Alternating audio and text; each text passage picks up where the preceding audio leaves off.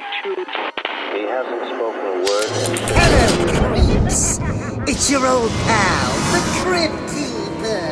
And you are now tuned in to my good fiends at Talks from the Crypt, the most gruesome podcast in the world.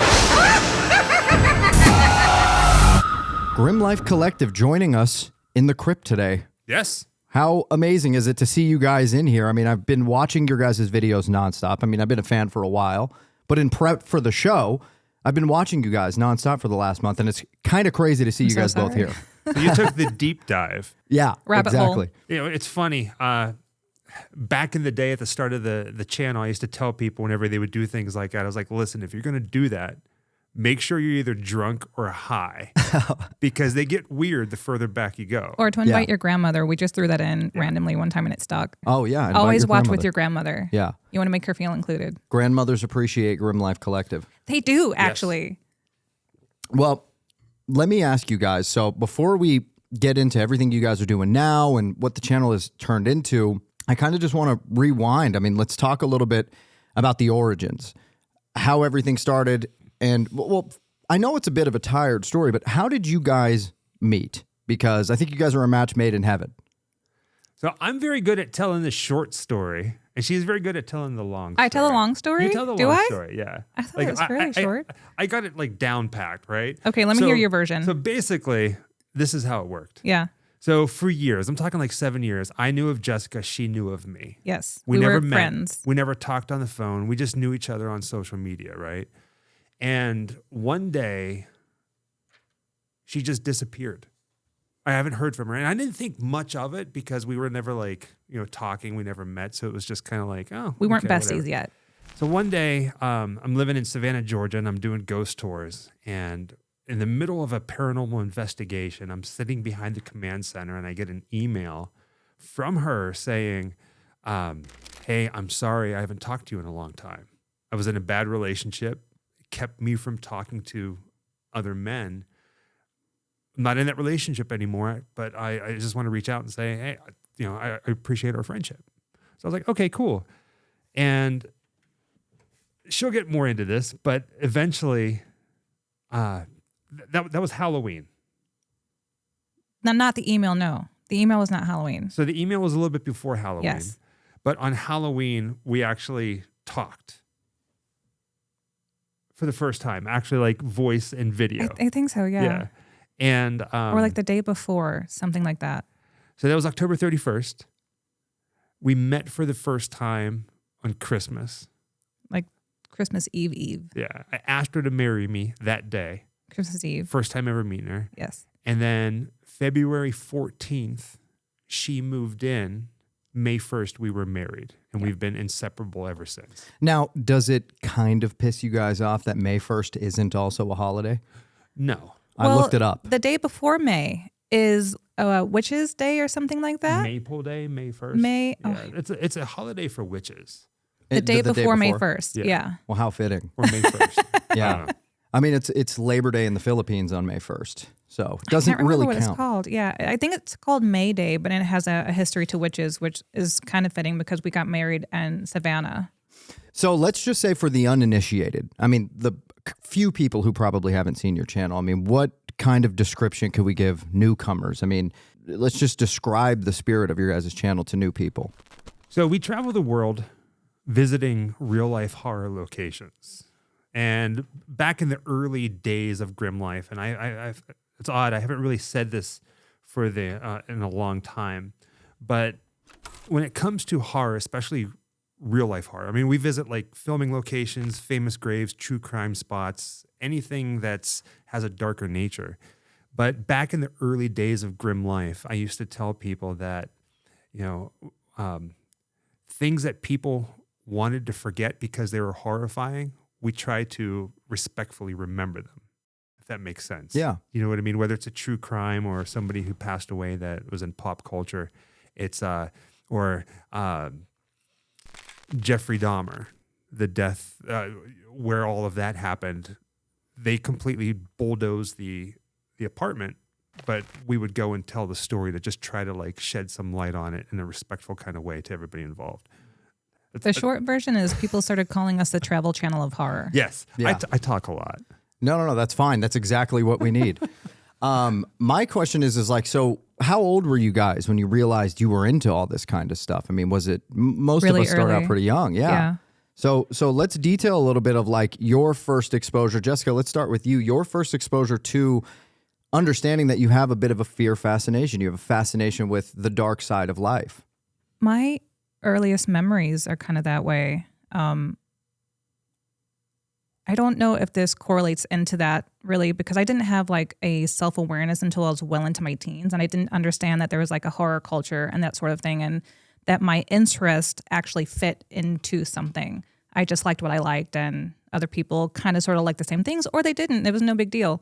But when I was in kindergarten is one of the first things that I remember, aside from Halloween. Everybody loved Halloween when you were a kid, but I loved it because it was spooky. And I remember this was one of my first stable memories, as well as maybe 5 years old in kindergarten. And it was our very first library experience. And you're led into this massive library, and it's like, okay, go find something. And as a kid, you're like, I don't know what to go look up. And they're like, well, what interests you? And it's like, and I don't know why, but the very first book that I ever checked out of a library, I went straight to it, was Vampires. Vampires. Vampires. What about you? Man, oh man. I don't know where it's really started. I do remember one of my earliest memories when it came to horror, when I was little, like little. I always wanted to be a writer, and I wanted to write stories. And the very first short story that I ever wrote was about a family that went to Niagara Falls, and they went out on this balcony overlooking the falls, and it collapsed and they all died. And I was like really young, and I wrote this, and my dad was like, "What the hell is this?" And I don't know where that came from, but that's the earliest darkness that I can remember, even before I saw like my first horror movie. Do you know what I mean? Yeah. So you were writing yeah. horror before you even got into it. Writing horror before I even really discovered horror. Yeah. Interesting. I can't even remember what my first horror movie was because I think they've always been there, but I know that some of my earliest, and it's not considered a horror movie, but The Dark Crystal, we talk about this on the channel all the time. People know it's one of my movie obsessions. And when you look back on that as a kid, especially when it came out in 1982, that's a dark movie. Everything about it is dark. Yeah. And I remember growing up and looking back, regarding your question, I grew up heavy on comics and all that sort of stuff. And anytime I saw something that was darker, I was immediately more drawn to that than anything else. But it never, again, clicked that I was a horror girl or really into horror. It's what I liked.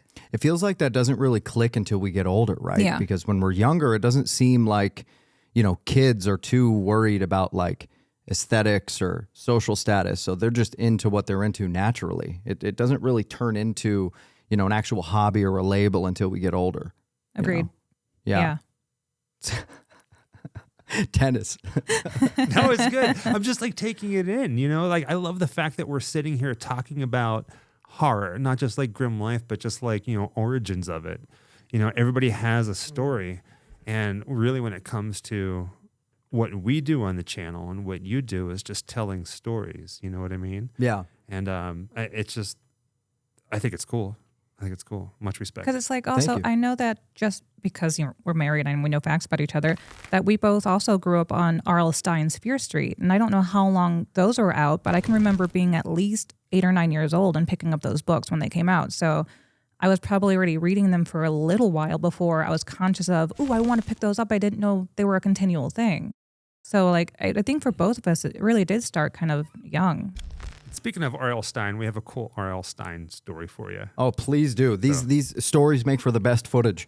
So we are living in Savannah, Georgia. Completely off topic here, I guess. I don't know. But all right, we have what I consider a pretty impressive autograph collection. We're autograph hounds. Like we do conventions, we reach out to different people. But one of the very first autographs we got was of R.L. Stein. And he wasn't really doing any kind of shows. We were living in Savannah, Georgia, and I reached out to him on his website, and I was like, hey, do you do autographs? And didn't hear anything back. So I tracked him down on social media and I responded to him. I reached out to him asking if he would. And he said he'd love to. I just sent it to him. I was like, all right, that's kind of cool. So we created this really nice, like 8x10 of Goosebumps from The Mask, where he's sitting there with the guy with the mask from the TV show, and it says Goosebumps. And we sent it out, and weeks go by, months go by. We forgot about it completely. We forgot about it. We moved. Yeah. We moved from Out of state. Florida to Savannah to Florida. Yeah, from Savannah to Florida. And all of a sudden, I get this message on Facebook. And I was like, okay, I don't know who the heck this is, but I'm reading it. And I was like, oh my God. The lady that moved into our apartment in Savannah, Georgia, after we left, got a package from R.L. Stine. And she was losing her mind. She's like, is this really from R.L. Stine? And I was like, yeah. She's like, do you want me to send it to you? I'm like, yeah. So she Please. sent No, it you to can us, keep it. right? Right, yeah. But can you imagine, one day at your house, you get a package showing up at your doorstep from R.L. Stine? Yeah, that is crazy. So you said you sent him something and Yeah. asked for it, and he just was cool enough to send it back. Yeah. So I reached out. I was like, hey, I'd like an autograph. Can I send you something? He said, yeah. So we shipped it off. And then months later, he shipped it back. We've already moved. And this random lady who knows who R.L. Stine is gets it on her package, and she's afraid to open it. And she reaches out to us. And, in today's day and age, a lot of people, they probably would have kept it. But she was nice enough to reach out to us. And Yeah. she might have thought it was a cursed book. Yeah, exactly. So, I wonder what R.L. Stine could have sent to this abandoned apartment. right? Yeah. So Grim Life started as like a blog, right? Like initially it was a blog. Yes. And so like what was the push over to YouTube? Well, first, before we even talk about the push over to YouTube, I mean, what type of stuff were you guys covering in the blog? Man, I remember sitting in a living room in Pittsburgh, Pennsylvania, sleeping on a living room of a friend's house, creating the website and buying the domain for grimlifecollective.com. I remember like that clear as day. And this goes back to wanting to be a writer. I wanted to write about travel, but I didn't want to write, this is what it's like to go to this island, like travel magazine. I wanted something spooky, but there was nothing out there. Yeah. So I came up with this great idea to just kind of do it myself. Visit these places, take pictures, write about it, and put it on the website, the Grim Life Collective. So it was almost like an internet magazine at first, right? Mm-hmm. And I was traveling all over the country, and nobody was reading it. I was like, okay, I don't care. I'm still going to do it. And then YouTube really started to become really, really popular. It was already doing its thing, and there were other people traveling and documenting their videos. And I was like, you know what? Nobody's reading anything, and maybe they want to watch it. So I started doing these like daily vlogs when I was living in Atlanta, Georgia. Some of the worst things ever. And it just kind of took off, and it just started slowly growing into what it is today. So at what point did you become a part of the show, Jessica? Like how far along was Grim Life a thing? Pretty much as soon as we were a couple. It was something that I kind of sort of knew that he did. I wasn't really aware of it. We met through social media, so I already knew that he had similar interests to mine. We talked about horror movies, but we talked about really nerdy stuff like Elvira pinball machines, because that's what I went back on Instagram and found our very first interaction. It was on Instagram. He had posted something about the Elvira pinball machine. I grew up playing one, and I was like, that's so rad. And I found myself that oftentimes I would see his post and be like, I never see anybody talking about what he's talking about, and I love that stuff. And I was like, oh my God, this guy's so cool. And we became friends that way. And I sort of knew about YouTube. I wasn't a dabbler or anything like that, or really a watcher, honestly. But I remember when we first started talking, and he was going out to a cemetery to film something, and we were on the phone. And he was being kind of sheepish, and I was like, just thinking maybe he was bored or he was waiting to do something. And he's like, if I asked you to like go to a cemetery with me? Is that something that you would want to do? And I was like, I grew up in a cemetery. So yeah, I would totally be down for that. And he just kind of like prodded me with a couple of questions. I was like, that would be awesome. Like, Yeah. yes, I'm in. Like, absolutely. And then I guess once I moved to Savannah, Georgia, we just started going on these outings together. And you just jumped straight into it? Yeah, and I hated it. Oh, she Why? hated it. I did not like being in front of the camera. It was very uncomfortable because at the time we were really filming with our cell phones and we didn't have mics and things like that. And so he would get this close to my face and I'm like, you need to get out of my bubble. Yeah. Like, you are way too close to my eyeball. Like, I think I feel you on my lashes. Like, Yeah. can you back up a little bit? And at this point, you're completely used to it or no? Well, I don't think you ever get used to it. No, I don't think you do. So still till this point, you guys aren't used to being on camera? No. No. Like I get super nervous, get super self-conscious, especially We if both there's other do. people around. And I mean, if you really pay close attention to the YouTube videos, I love whenever people point this out. They every now and then we'll get somebody who say, how is it that everywhere you go, there seems to be nobody else in the world? It's just us. Like there's nobody around in the background. There's really nobody doing this because we wait a long time. We do. But like, it's a lot easier to film when there's nobody else around watching you. And especially if you're doing something true crime and you're standing out front and then you have like the people living in that house or your neighbors watching you, you get very going, and you Yeah. start stammering and stuff. So you never get used to it. You never do.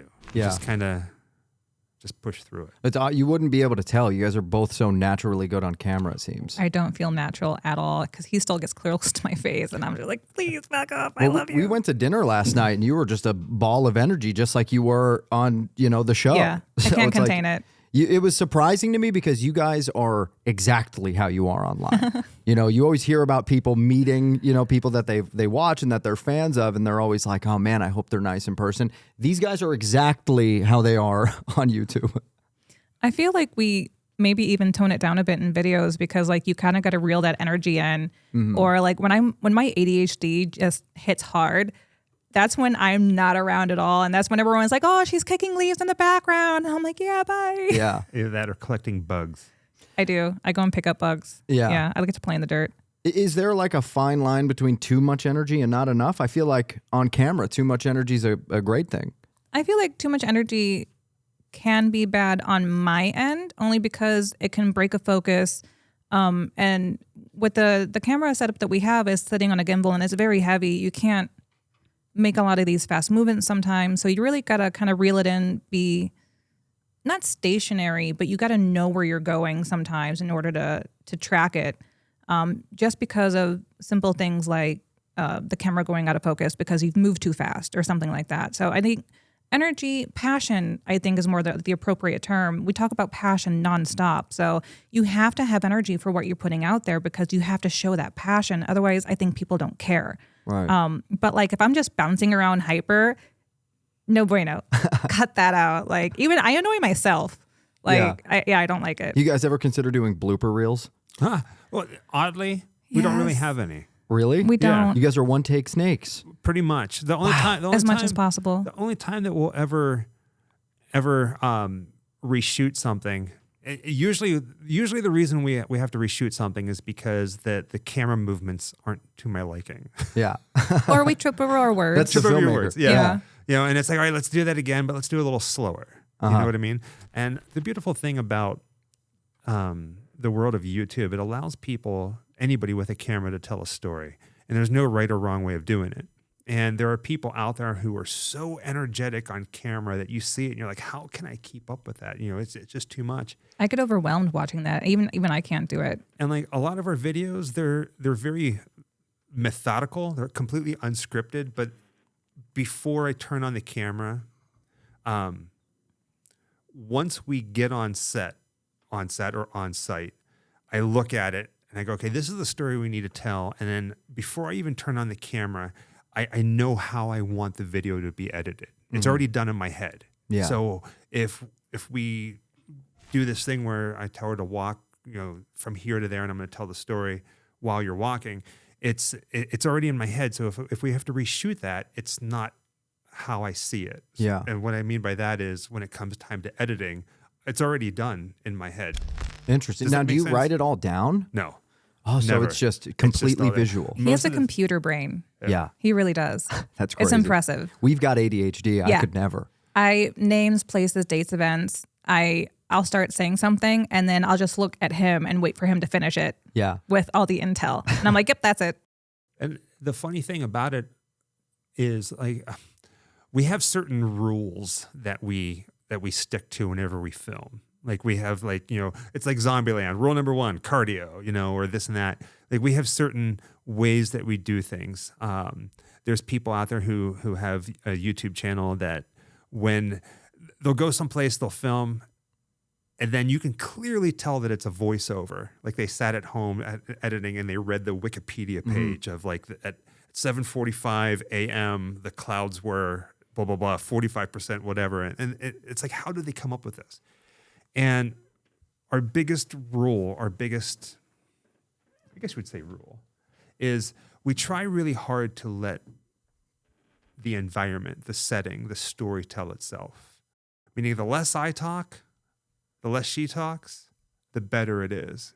Because, you or any of the other viewers can go online or pick up a book and read all the details about a crime, or they can watch a movie. But one thing that most people can't do is go and see this place for themselves. So that's what we try to provide. Take people with you. Right. And, let's say you come out to Hollywood, where we live, and you go to the Wonderland Murder House. Unless you're like, know everything there is to know about it, you're going to go there and go, well, this is where this happened. I know the basics of the story. So instead of trying to bog people down with information, too much information, we just try to let the place tell the story. You know what I mean? And so that right there is the Oh, yeah. Wonderland Murders? Yes. What exactly? I've never even heard of that. People are going to tear me up. Last time I said I didn't know who the Menendez brothers were, and I still get shit for it. Wow. That's why I brought this up. But there's, because So if you're watching this right now, camera 3 or camera 3, Yeah, 3. Don't give them crap for it. Notice I didn't swear. yeah, we're going to get one curse word out of them. They keep it PG on the show. We're As gonna much get- as possible. She's easier. I'm the sailor between the two of us. Yeah. We'll get a curse word out. Okay. I need an F word from Michael by the end What? of this. Man, Frankenfurter. We'll get there. So walk me through a little bit about like how you guys even pick the topic. Write out what you're going to say if you do write it out. I mean, I know you said a lot of it is visual, or sorry, it's in your head, it's mental. You don't write anything when you guys go on location? The only thing that we really write is he does these itineraries that are in themselves a work of art. Like he could do it professionally. I think it's insane that he can get things down to, and it's just planning and knowing how to use things like maps and knowing how long things take and giving yourself time. But for the most part, no, we really do just kind of wing it because I mean, we'll say, okay, there's 3 sentences that I need to say about, say, this specific location. And then you get there and you end up saying 1 and it fits beautifully. And you're like, yep, no, that was good. How do you guys collaborate together? I mean, what is the kind of magic that goes in between both of you? Because I can imagine running a channel with my girlfriend. I'd be like, we'd probably clash on ideas a lot. Well, a lot of it is, it's going to sound really funny. A lot of it is just our natural reaction Yeah. on camera. And, when it comes to a show or something like YouTube or something like this, where there's 2 different people, we will bounce ideas off of each other of, we're going to go here. Should we do this video or should we do that video? Of course, views and financial things and stuff. That's always a driving force, but we really try to balance that with things that we really love, whether it's going to be popular or not. But we really, I think we were very good at bouncing ideas off of each other. But when it comes to editing, camera, filming, and scoring, usually that's just all me. Mm-hmm. And we get a lot of people asking for Jessica to pick up the camera and host the show. And sometimes I feel like you can, and other times I feel like you would be a little too nervous to do it. I mean, yeah, that's just a part of one of those things we talk about all the time about still being nervous about what we do. And in the beginning, when things started, we definitely needed two people for like, walking with the camera while the other one's a host and that sort of thing. But as we've evolved and we've upgraded our gear, it really kind of has become more of a one-man show because you can't have two hands in the same pot. There's not enough room for it. And when you try to like say split duties, right? It's impossible because it's almost like you're hiring two people to do one job and there's only room enough really for one person. And it's not that I'm incapable of, running scenes or hosting or editing. It's just, you're just making a longer process out of it by trying to say, oh, I want to include you in it. And it's like, I'm perfectly capable and I could, but it's like a marriage. You have to delegate kind of who's better at doing what, who has more time, who has a better focus, ADHD, right? So it naturally kind of correlated to, especially for the health of our marriage, that he's better at keeping the tech stuff on par and I'm better at running the house. And that's not because it's a male-female thing either. It's just I'm really better at, say, doing stuff at the store, shipping. I have a lot of background in that. And he already went to film school, Yeah, he's a writer. You know your way around a camera. Yeah. I think you could do it, though. I mean, that would be a very interesting thing to see on the channel. We still discuss while we're filming, like, we have such similar tastes. There's rarely a time when I go, let's also do this shot because he's already 2 steps ahead of me. He already knows what he wants to do and I'll give input and sometimes it works and sometimes it doesn't. And we have such same vision that he's already capturing what I want to see. So like it's a 2-person show, but you don't always need 2 people behind the camera driving the car. Yeah. Right? Well, I like your guys' dynamic. When I want to hear what's going on with the story, I tune into Michael. When I want to feel what's going on, I watch a little bit more of you because, sometimes you're just vibing out and walking in the background. Well, and that's another part of it that we, people will say, I want to hear Jessica talk more. Why don't you do more in the videos?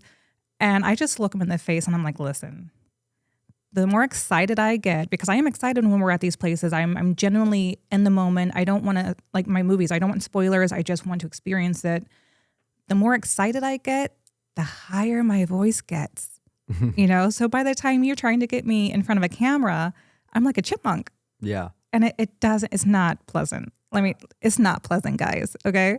And he has such a natural, even baritone that he's really easy to listen to. And he's a natural storyteller anyway. And I would personally rather listen to him than myself.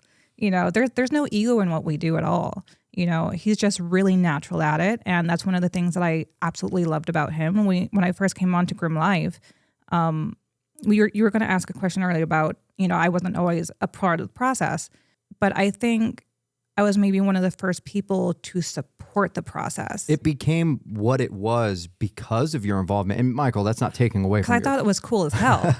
I was like, that's awesome. Like, I want to go on these adventures with you. I've always loved doing what you're already doing. Like, yeah, I'll go with you. I'll keep you company. I'll drive the car or hold the camera or run your lines and whatever. It's like, I just want to be there with you because also I love you. So, yeah, it was like, it's our video diary together.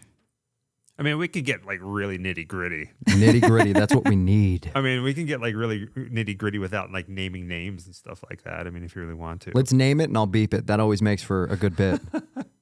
So, I mean, anybody who's watched the channel knows for a fact that, I'm not the first. She's and not that's the first okay. person that's been on the channel. And We all have history. It always cracks me up is whenever people, they don't realize that there's been other people and they go, wow. Oh my gosh, Jessica, you should go back to that hair color. Right.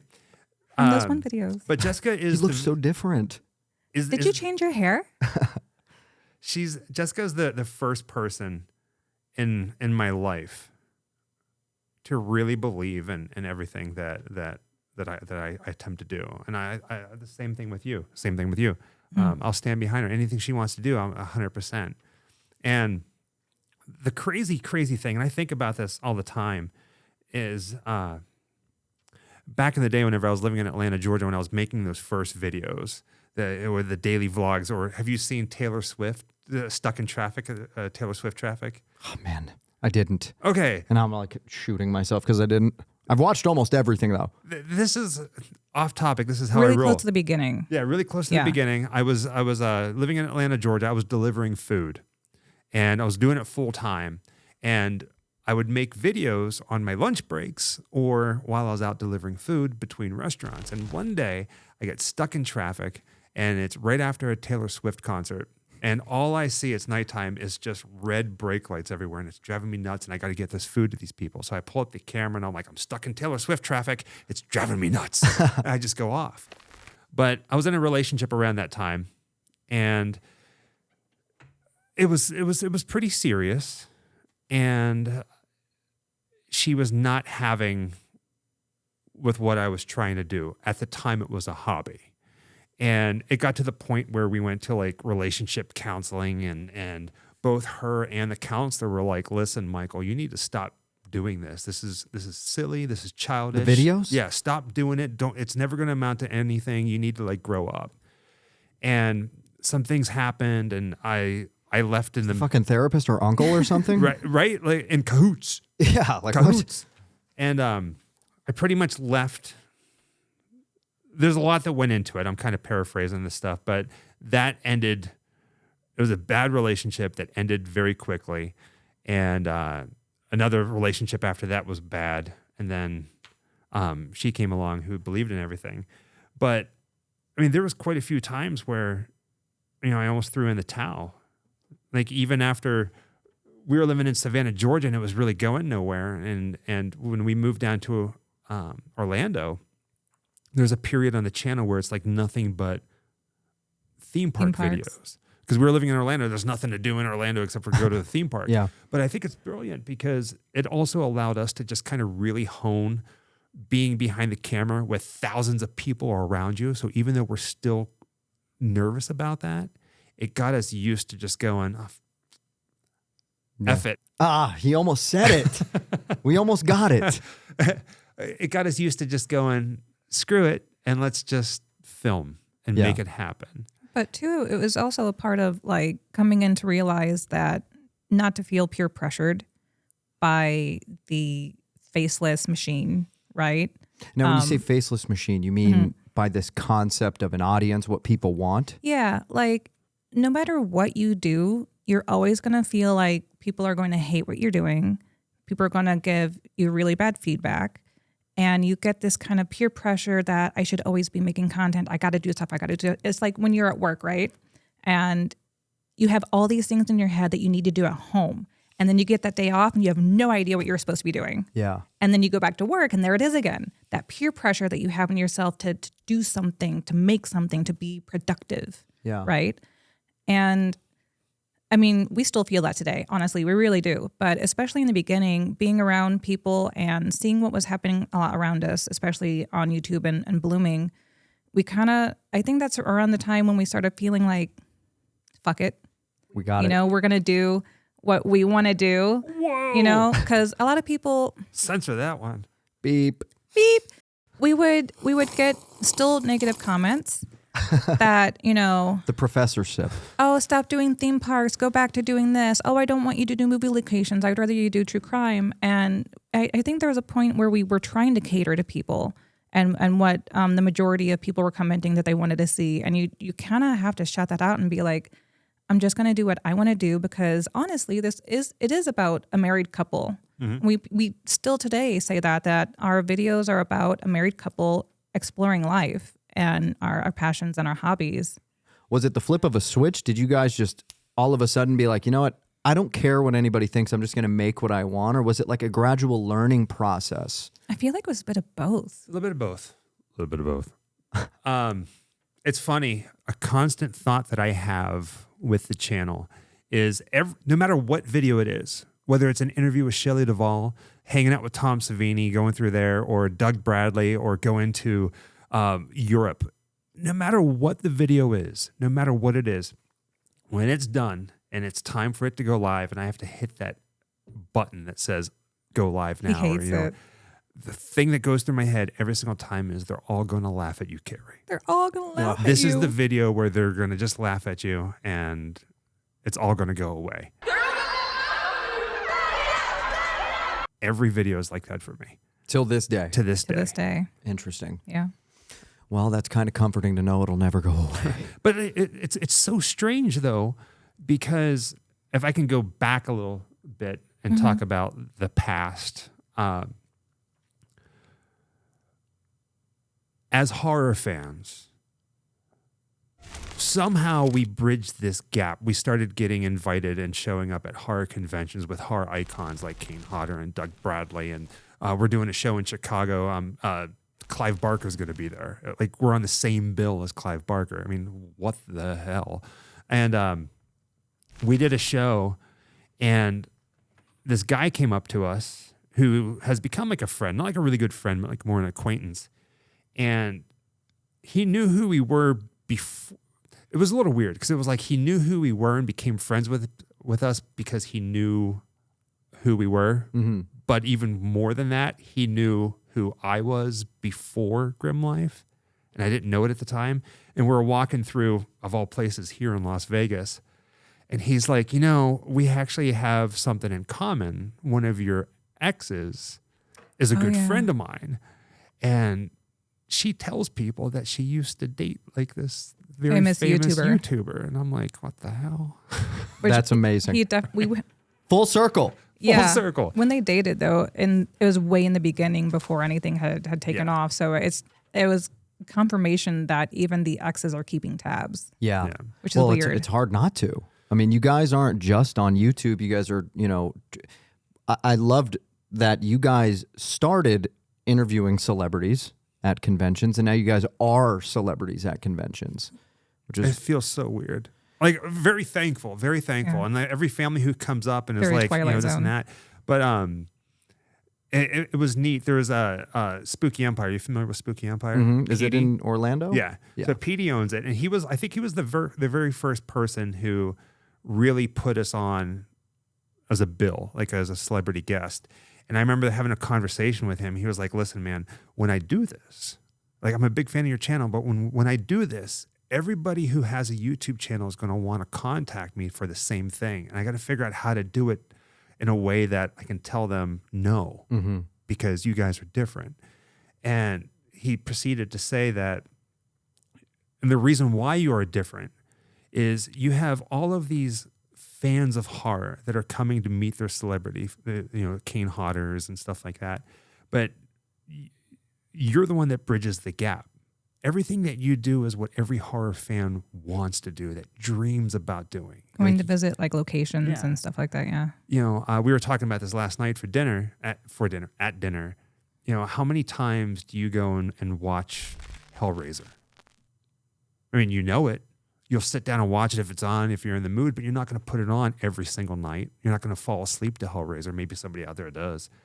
But We it's all a great have our movie. comfort movies. Yeah. Okay. But there's families, horror fans, from the ages of a kid to grandmothers. Grandmas. We always talk about grandmas. We love grandmas. We do. Who watch us night after night. We've become their routine. Yeah. So it's this weird thing that we tapped into. And I always feel uncomfortable saying we are celebrities or we Same. have fans. I still feel I feel like the 20-year-old kid who's still going to his very first horror convention and going, that autograph's $20. It's my last $20, but I really want to meet that person. Yeah. Or I get the still feel- $40 bundle with the picture. Yeah. But Like, I I think- still feel that way. That's why it gradually became this thing where we started calling it the Grim Life family, because it really is just one big family. Like, we love everybody who watches and who reaches out, and it's conversations that we'd never would normally get to have, just sitting at home, And we started doing the lives too, because it was around the holidays, and we started talking about our own depression and things like that, and knowing that this is a really hard time for a lot of people. And we just kind of wanted to like hang out and talk to people who were horror fans who might need a safe space. Mm-hmm. And they're going solid now for 3 years. We've been doing the Up All Nights. Don't wanna snort let it the roll. mic. Yes. 3 years, Up All Night. 3 years. Yeah. Well, you know, traveling just adds so much more perspective. You know, you learn a lot about life by seeing different cultures and going to different places. And, you know, you guys offer that to other people. But you guys weren't always international. I remember there was a point in time where on the channel you guys were saying, we've never been overseas before. Yeah. Just recently, we decided to go overseas. Oh, wow. And How we got long the ago? bug. We kind of just got September, back. October, November. The We were- first time you guys have first ever time gone. ever. First time ever. And we went for 3 months, and we did. We got a fun man. We got tons of stories. How much time do we have? We've got all the time in the world. So man, it's like really hard not to spill so many beans. Got so many things. But we went to England, Scotland, France, and Germany. And we drove the entire time. And we're going back this year, probably just to England for about a month. But yeah, we had a blast. Was there anything you noticed different between, you know, I guess the dark side of culture in Europe as opposed to the United States? Yes, a lot. And so the year before, not this past Halloween, but the Halloween before that, we traveled the country visiting like the 13 of the scariest haunts. And I'm not talking like home haunts. I'm talking like multi-million-dollar haunts where they have almost what appears to be endless amounts of money to figure out ways to scare you. So we went to like 13 of the scariest. And then everybody thought we were going to do the same thing again the next Halloween, which was this Halloween past. And we told them, no, we're not. We're just going to leave. We're going to go overseas. And everybody was like, well, what do you mean you're going to go overseas?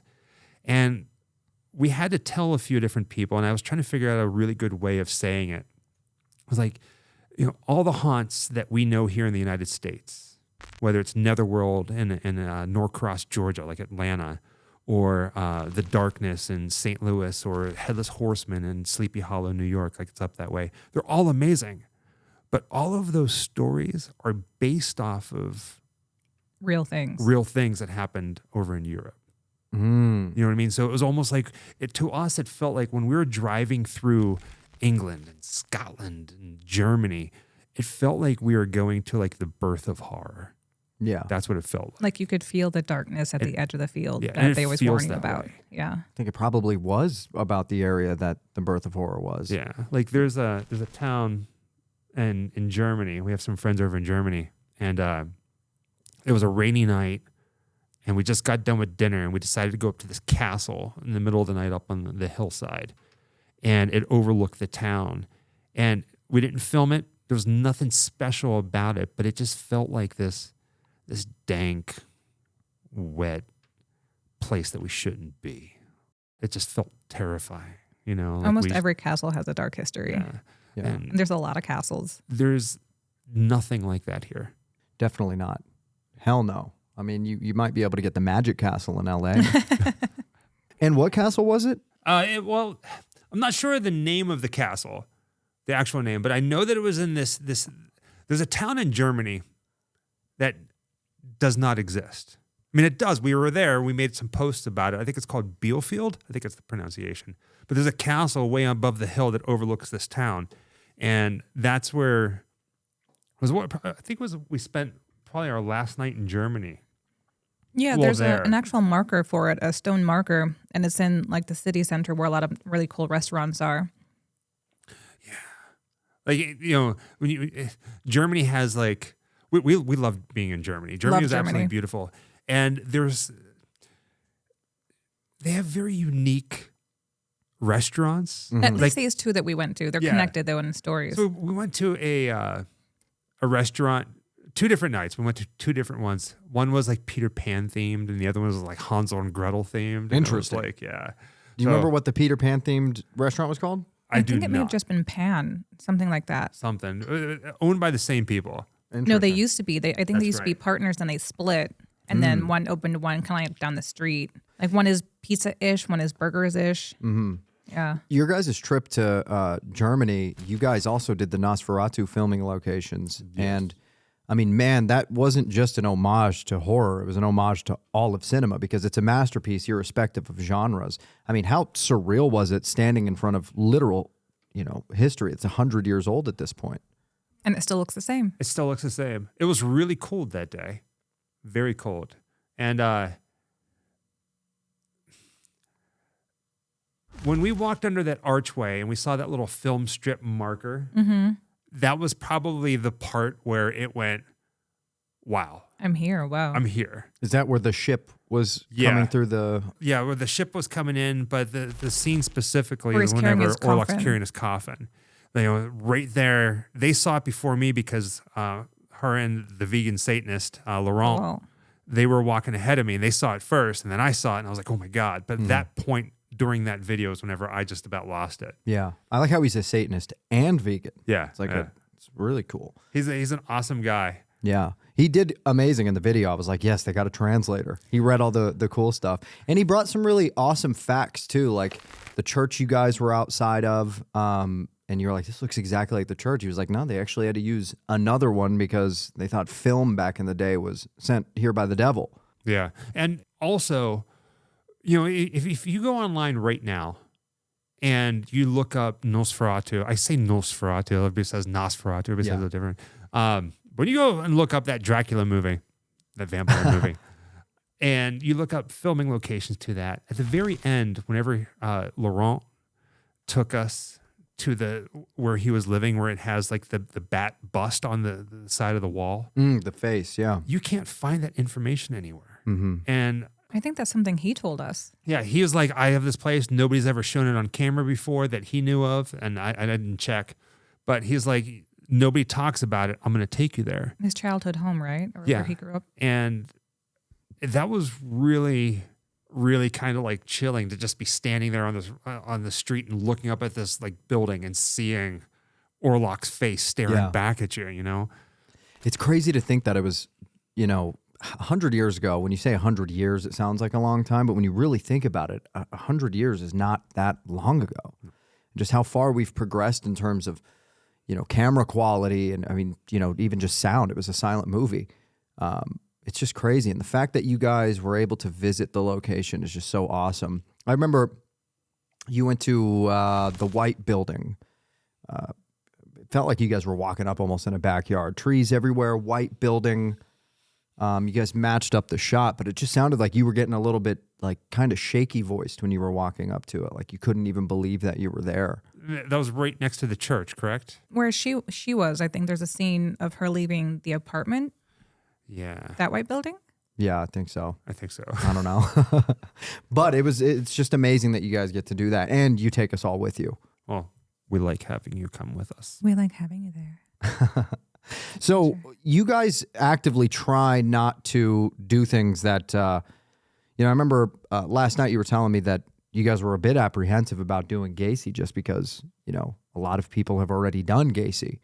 So how do you guys navigate trying to do something completely original that nobody's ever done before? Is it planned? Is it spontaneous? And you guys find out after the fact, oh, wow, we were the first people to do this. I think a little bit of everything, honestly, because we've obviously seen some things for ourselves, but I think maybe there's a little certainty that we know our view on things is already a little different in the way that we film, that it might be a little different, at least from a viewpoint, at least. Sometimes we don't even hear about it until afterwards if we've really done something for the first time, or we know way ahead of time already because he has already researched it that heavily. Mm-hmm. You guys mentioned in a couple of your videos how hard movie magic is, how it's a bit harder than it seems. When you guys get to the location, what's the first thing where you're like, I don't even know how they did this? Really, especially whenever you get to like a filming location, and part of the fun, at least for me, is that the moment when you first get there, there's a house from a movie that you love, and you get there and you look at it and you go, well, that's the character's house. And then you sit there and you go, well, wait a second. Well, that's the house, and that's the window. And wow, that hasn't changed either. It just kind of like unfolds like you're reading like a novel. Mm-hmm. Do you know what I mean? Yeah. Once you get there is whenever it all becomes clear. Mm-hmm. And it starts to unfold. There's something I like to call the number 3 effect. Do you know The what I'm rules of talking about? three, yeah. Well, not the rule of 3, but the number Oh. 3 effect. So when we did the Lost Boys filming location video, you know, it's such an iconic movie. We love it, and we were there, and I was like, this is so awesome being here. You know, this is where Michael and the gang were on their motorcycles, and that's the carousel behind it. This one over here, out of the corner of her eye, sees a number 3 on the side of a building. And it's changed a little bit. The color's a little bit different. The font Faded is a and little bit such, different. But in the movie, if you look past everybody, you can see the number 3 in the same exact spot. And it's just like the entrance to the boardwalk. And she just Tier got it. 3. And nobody's ever talked about that. Nobody's ever pointed it out. But the part of movie magic is once you're there and you see the scene, and then you start realizing all these other little things, that's the part that just sucks you in. I think that's our favorite part. We really love paying attention to the background as much as humanly possible, because sometimes that's how we're able to actually confirm, yes, we are in the right place. And even though everyone says this is not it, this is factually it, or vice versa, there's been times when you're talking about, like, say we've done something for the first time that I knew for a fact that we knew we did it for the first time, would have been the filming locations for, was it Lucio Fulci? Oh, Or Dario that's, Argento. City of the Living Dead. City of the Living Dead. Fulci. In Savannah, Georgia, all the records, even the film crew records, say that that was filmed in a specific cemetery inside Savannah, Georgia. Mm-hmm. We live there. We could go there very easily and try to match things up. It was not filmed there. Nothing lines up. Not even if you try to roll it back, you know, however many years it was filmed there, nothing lines up. And I don't know how he found this, because it was so long ago. Maybe he'll recall. We found this itty bitty little cemetery out in the middle of nowhere. I'm sorry, he found this in the middle of nowhere. And as soon as we set foot in there, bing, bang, boom, this is it. Wow. And no one had ever actually gone to that cemetery before. They'd kept going to the most famous one in Savannah. Yeah. But there are times where you guys will show up somewhere and be like, I can't find it. We've shown up to places. There's a video that comes to mind, Addams Family, the motel scene whenever Pugsley and Wednesday are selling lemonade, and a girl comes around and want to buy some Girl Scout cookies. They made out real Girl Scouts. So we did a video on that location. We went to the motel, and on the interwebs, it says that it is at a specific motel. And we get there and it's like,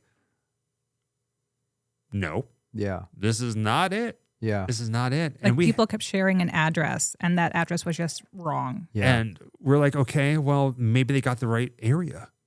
So we just drove around, and then we found it. And you know what I mean? So it's like, again, you never really know what to expect until you get there. There's got to be like the opposite effect, though, where it's everything you would imagine. Like you guys did the Suspiria filming locations. I thought that whole movie was built in a soundstage. Like I had no idea that was shot. How gorgeous. Yeah, I mean, amazing. Even the spot in the beginning where they first pull up to the dance school. Right. I was surprised it was a real building. Well, when they pull up to the dance school, that's actually a set that they built, but it was modeled after that building.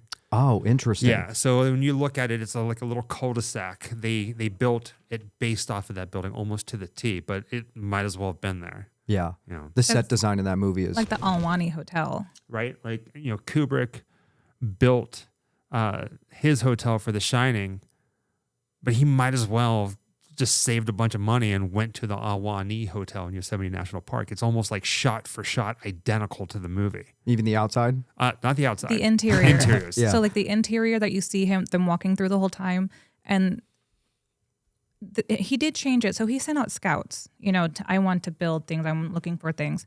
And the Ahwahnee, say you walk in and there's a desk over to the right, he put it on the left. Mm-hmm. If you're walking the hallway and there's, say, a concierge right down that hallway, now it's down this hallway. So he would like change things, but he copied it to perfection. Not just it was loosely modeled after, he just copied it. Like the patterns, how many squares, you know, that sort of stuff. It was Yeah. Do you guys like Kubrick's more, or do you guys like Garris's more? Kubrick's 100%, like Yeah. Die Hard. Please don't hate me, but I've never read the book. I hate when people say I liked the book better. Yeah. Sometimes loosely, sometimes extremely loosely. Yeah. But I think that's the power of the written word, though, is it, as you're reading, depending on how you intake information, it could really build another image in your head, or you start to read something and you're like, oh, wow, but what if it happened like this? Oh, that's so cool, too. But you guys said that you met up with Shelley Duvall and that she had a completely different side to the Stanley Kubrick story, and that, because the whole narrative is that he drove her crazy, and the reason she's not in the limelight anymore is because of the making of that movie. You guys heard a different side of that story, though. Yeah. And I'd love to bring that to light because everybody just thinks she's some whack job. I have a lot to say about Shelley Duvall, and Right. it's more on a defensive note. We've gotten a lot of questions, concerned, and comments from the interview that we did with her, and I don't think people are realizing that she's like 75. Everyone expects her to still be this itty bitty lady in her 30s, right? They forever have this image of her as being super skinny, and peak health and all that stuff, and not all of us age gracefully. And that's just a simple matter of life. But she had nothing but pleasantries to say about her experience with Kubrick. She was very sharp in her memories, and she was very joyful in her memories. What most people don't know about Shelley and her career cycle is that she was, I personally believe, more of a producer than an actor. She self-produced a lot. Her passion was children's fairy tales. So that I got her to sign Shelley Duvall's Fairy Tale Theater. And she has a handful of other projects that are Shelley Duvall's Tall Tales, Shelley Duvall's Fairy Tale Theater, Shelley Duvall's, etc. So she was self-producing, self-paid. She, out of her own pocket, was doing a lot of these. And she didn't stop acting, actually. A lot of people get the timeline kind of weird with The Shining.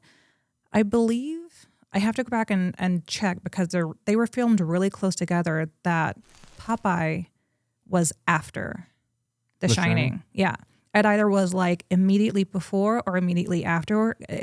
They're almost in the same year, or like really close together. And I believe it was after The Shining. And from there, she continued to be in other films. I don't think she did as many leading roles in the films because she was, again, doing her own productions. Her greatest passion was always bringing children's fairy tale content back into libraries, back to children's programs, because she didn't see a lot happening aside from Sesame Street and things like that. I think the last content of hers out that I was able to track down that she self-produced was on a CD-ROM. So she was still kicking it in the AOL ages, and that was well into the 2000s. Yeah. I don't think she was driven out of Hollywood Society. I think she, from our conversations, like a lot of people, just got fed up with Hollywood, and she wanted to follow her passion a bit closer, which was children's content. Right. And she just ran herself a little thin. Yeah. I think that to somebody who's not really knowledgeable about what happened between Kubrick and Shelley Duvall and The Shining, and I'm not claiming that we're not I'm not a historian. historians or anything like that. But I think to the average person who hears the story that Kubrick messed up Shelley Duvall because of The Shining, they automatically assume, the assumption is there, that as soon as that was done, she just disappeared. She cracked and there was nothing else happened after The didn't. Shining. And, like Jessica was saying, she produced a lot. She did her own stuff. She worked for years, especially in children's stuff. So she was still working. She didn't just And she was still disappear. acting. Yeah. Yeah. And I'm not saying that there's no mental health issue. I mean, we don't know any of that. We don't know her personally. Just a professional relationship. So we can't speak on any of that. But the Shelley Duvall that we experienced, especially the day of that video, and yes, we did spend an entire day with her, is completely different, 100% different from what The rumors. people have perceived from the Dr. Phil stuff, to bring that in, to mention his name. And you guys weren't even initially going to do the interview, right? Like you guys decided last minute, you know what, let's just spend time with her. Well, so to put some context to it, because we didn't talk about it, there's a movie that's coming out called The Forest Hills, and she's part of it. And the director and the producers reached out to us and said, hey, do you guys want to social media produce this? Meaning be backers to, and we agreed because we're big Shelley Duvall fans, and we wanted to see, her become something. And after we agreed to do that, a couple months later, the opportunity, we were driving across country, and the opportunity came up for us to actually meet her, to do an interview. That was the whole point of going to see her. And so we showed up, we talked on the phone with her, we spent the entire day with her, and she had a lot of not a lot of reservations, but she wanted to show us the town, and she was having some issues health-wise. And we told her right from the get-go, we know it, we're here to do an interview, but if you don't want to do the interview, that's fine. We're just happy that we get to spend the day with you. She was cool with that. And then by the end of the day, she was getting tired, and we were getting ready to go. The sun was setting a little bit, and we decided to part ways. And we said, "Hey, do you still want to do it?" And she said, "Yes." So honestly, most of that time was her feeling like she wanted to find the right place to do it, and she had an injury to her foot, so she kept trying to find a place that she could park and kind of maybe walk a short distance to like a picnic table or something. And in the end, I think she was just in too much pain, and we're like, "Listen, I'm getting the sense of how you're feeling right now. It's like, we don't want you to be in pain. We don't want you uncomfortable. You don't have to leave your car if you don't want to." And she was like, "Oh, really?" I'm like, "Yeah, dude. Yeah. Like, we're here for you. Please don't feel like you're trying to please us. Like, whatever you want to do, whatever is comfortable for you, as long as you're okay with it, we will do it that way." Do you guys ever get kicked out from locations? Like show up somewhere and they're like, you got to leave? Yes. Yeah. I don't think we've had anything bad. We've never been thrown out or anything like that. We've never been. There's only one time I would say we were kicked off of a property, and I think this person was just really power tripping because we had just pulled into a parking lot that fit 2 cars at maximum.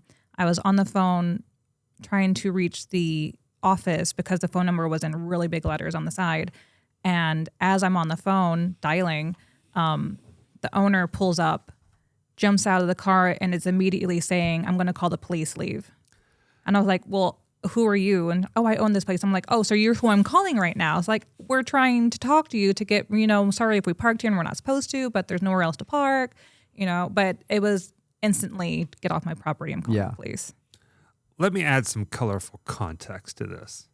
Okay. So we were living in Orlando, Florida, and we were doing a video on the serial killer Danny Rolling, who Kevin Williamson loosely based Ghostface off of. He was a real life person who killed some sorority girls in Orlando, and we went to his grave. He's buried He's buried in the prison cemetery where Ted Bundy was executed. So in this video, what we always do, and we were doing it respectfully, we were going around to the different crime scene locations. And one of them, probably the most brutal of them all, and probably it gets really graphic. We were able to track down the cottage-like house. When I say cottage, there's like 4 or 5 little cottages in this little cul-de-sac. Were they hotels at the time? They were not. They were like a little cottage house that was like separated into 2. So like 2 smaller ones. Mm-hmm. And I was already a little nervous about going to this place because of how brutal it was. And we're standing out there, and I got the camera. And of course, you get self-conscious. I'm standing at a crime scene, probably one of the most, I keep emphasizing, brutal. You don't want to upset people. You don't want to upset people. So you're nervous. You're looking over your shoulder, trying to say, this is what happened here. And there's no trespassing signs anywhere, but you go on, "Hey, can I film here?" So she was trying to contact the office to say, "Hey, can we do this?" And while this is happening, I'm just saying, I'm going to go ahead and do it. Mm-hmm. And this woman shows up, and if I can put it politely, she looked like somebody that you would see on the TV show Cops. Like a person getting arrested. Well, like somebody Yeah. right. So she shows up and she's just nasty, and she's verbally nasty. Get off the property. This and that. I don't want you here. And Jessica's calmly saying, I'm trying to contact management. Here's the number. And she's like, well, I'm the manager. I don't want you here. Get off. Well, are you? Are you not? I don't care. Get off my property. So we left. We got what we wanted. I just told her she was rude. She didn't have to be that way to her face. Like, well, I'm doing it the right way, and you don't have to be nasty. Like, this is why we're trying to call you, is to get a yes or no. Mm-hmm. And it wasn't so much where it was like, this is my property. Get off. She knew why we were there. Yeah. You know what I mean? And it didn't help that we were all dressed in black, and I was wearing a Halloween shirt with Michael Myers and a giant knife. Yeah. You know what I mean? Yeah, it's not the green hair and the all black clothes. Right. So we've had a few instances, but also at the same exact time, we've been denied access to places because it is private property, and they were nice about it. And we really strive to go out of our way to go about things the right way. We get the necessarily permits. We became a film production company and got pricey insurance so we can do the Saw filming location video, because that was an actual production. Where was that at? It was shot in LA at like this little warehouse, which is seen in everything. Everything. We just watched a movie recently. We started pointing at the TV. There was this movie. Is it called The Silo? No, I don't remember the name of it, but there's this it's a fun movie where this guy who's working like a dead end job, he has to survive a month. And if he survives a month without getting killed, he gets $1 million. It's a black web game. Yeah, it's a black web game show. And basically, as long as he's next to somebody within arm's reach, these killers in the world won't kill him. But the moment he is alone, they can take him out. Fair game. So he has to like be close to somebody. And it's like kind of like a comedy kind of thing. I think it's on like Hulu or Amazon Prime. Just came out. And a lot of that movie takes place where they filmed Saw. There's even a scene where they actually run through the hallway and through the room where they filmed the bathroom. And you Bathroom see the scene, bathroom in the shot? Well, they changed it. So That was built. Yeah, they built the bathroom for Saw from the ground up. So it's not really a bathroom. Yeah. But we know it because we were there, and we're like, oh, Yeah. yeah. Is there anything like off limits? Like, will you guys not cover something because it goes a little too far? I think so. Only Yeah. because there's a few things we have said no to when people have requested it, that either it was in too close proximity. Self-reliance. Such That's a what the good show movie. is. It Yeah. was funny. I'm looking at a Yeah. screen right now. I don't know if you guys can see it during the podcast, but I'm looking at it. It's called Self-Reliance. We'll put the trailer up. I'm telling now. secrets. Yeah. I'm telling secrets. It's a good movie. What? Oh, I interrupted you. I'm sorry. No, that's okay. This happens when we're sitting at home on the couch all the time. He'll look at me and I'm like, what? What do you want? In no way are we knocking anybody. Again, the greatest thing about YouTube, it allows people who have a voice, or even if they can't speak, a way to get free. They can tell their stories, right? We do have a few things, rules, if you will. Like for instance, I can never pronounce it. Is it the Uvalde? Uvalde? I'm not The sure if I'm school saying it shooting? right, but I think that's how it goes. So when that happened, like as soon as it happened, and you saw in the news that there were flowers and a candlelight vigil, all out front of the school, there were people who have YouTube channels that were showing up there going, you guys can't be here, but I know you want to see it. Let's go ahead and walk the vigil line. So I'm taking you with me. To us, that just seems a little too much. Yeah. Perverting a Yeah. national tragedy for clicks. It's just Yeah. give it some time. What do we call those? Ambulance chasers? Ambulance chasers. Yeah. Oh, that's a good name for them. It's just like at some point I can see us going and doing the Columbine, what happened there, the Columbine shooting. We'll do it respectfully.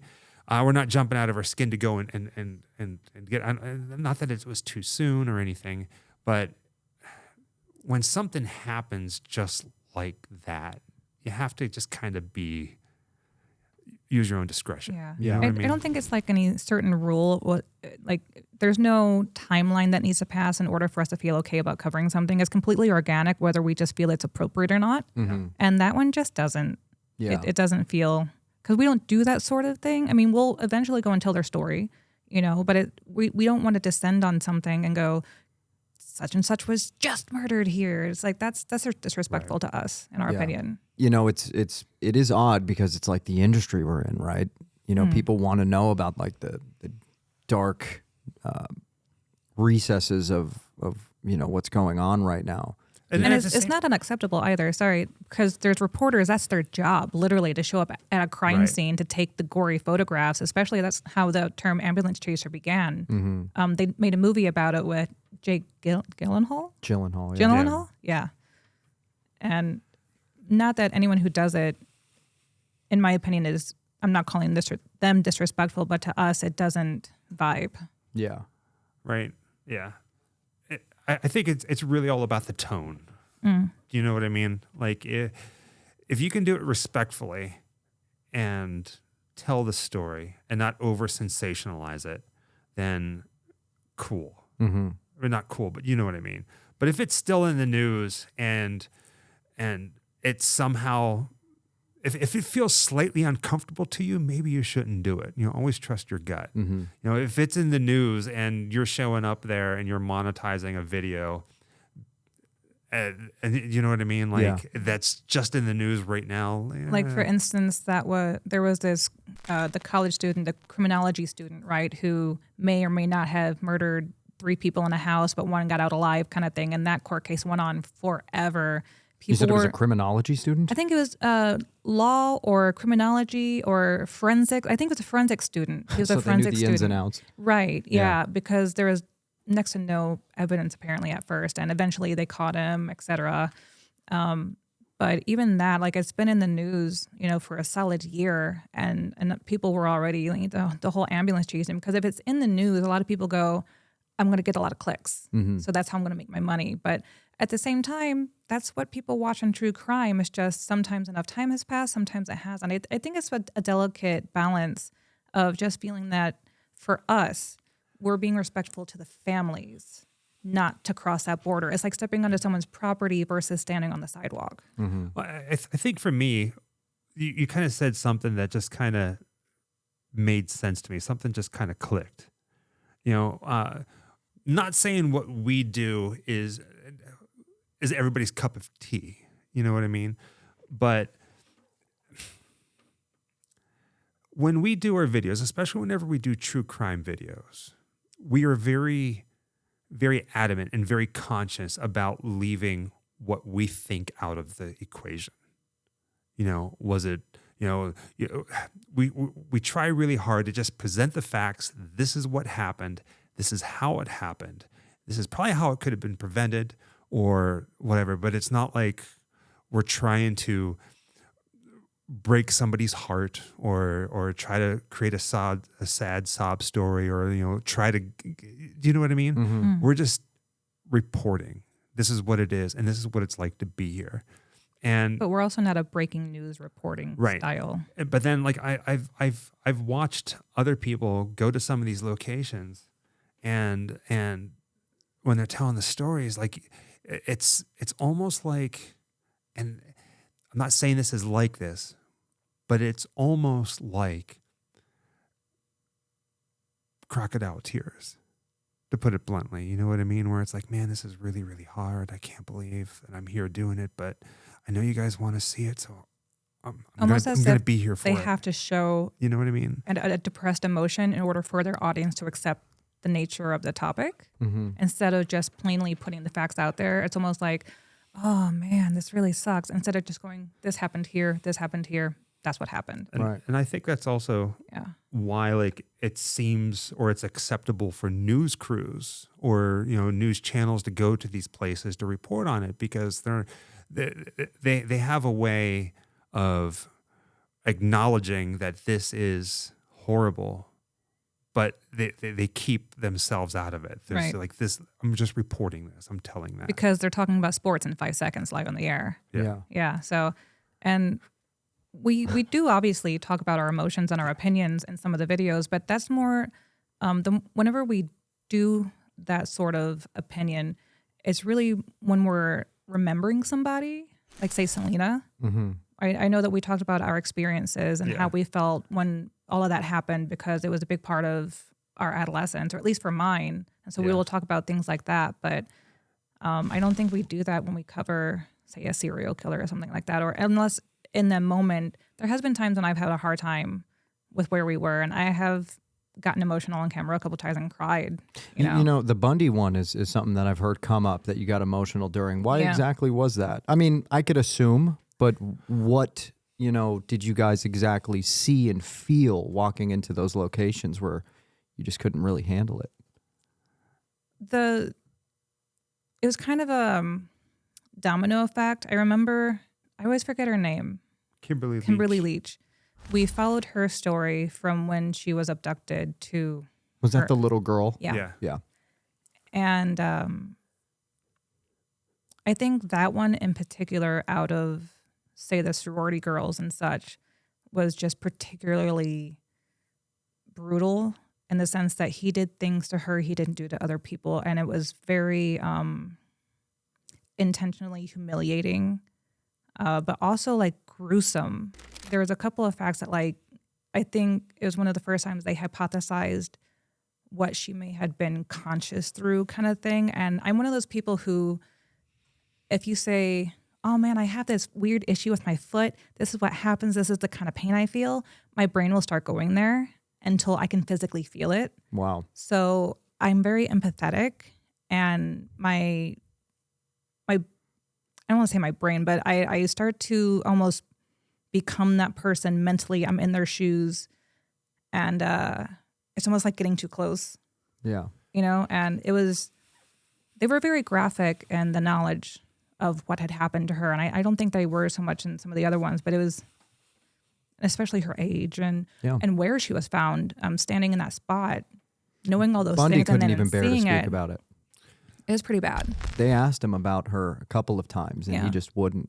He wouldn't even go there. I think with that one, he may have kind of lost himself or like blacked out and like just did the most evil, awful things he's always wanted to do, and then went, fuck, I went too far. Mm-hmm. You know what I mean? To the point, I mean, Yeah. that That he can't even talk about it now. for fucking Bundy to say he went too far. Jesus. Strike that reverse hat for a little bit, for a moment. Going back to what we were talking about earlier about like news crews and stuff like that, you have to feel it out. You have to trust your gut and know when to get. Are you talking about the killer or are you talking about the victim? And Big you have difference. to be careful how you approach both of them. You don't ever want. I mean, it's a whole. You know what I mean? You have to feel it. There's people out there who shouldn't be telling these stories, and maybe some people think we shouldn't be doing it. But it's history's history, whether it's good or bad. But when we were doing that Bundy video, that was probably one of the very first times that I actually got scared. And it wasn't so much because we were at Kimberly's grave or where she was abducted or where she was found. Like your mortality? We went to the school and we went to the house where the pig pen was, or the pen. But when we left, I think we, if I remember, We were leaving that road. well, no, before that, if I remember correctly, when we left the school where Ted Bundy abducted Kimberly Leach, from that point on, we had to get on the highway and we had to drive some distance to get to where he left the body. Mm-hmm. And in that time, you were taking a nap, and I was driving. I do remember this, yeah. And I remember it was quiet. We never listen to the radio whenever we travel. We can be on the road for 17 hours. The radio never goes on once. It's just we talk or it's silence and relaxing.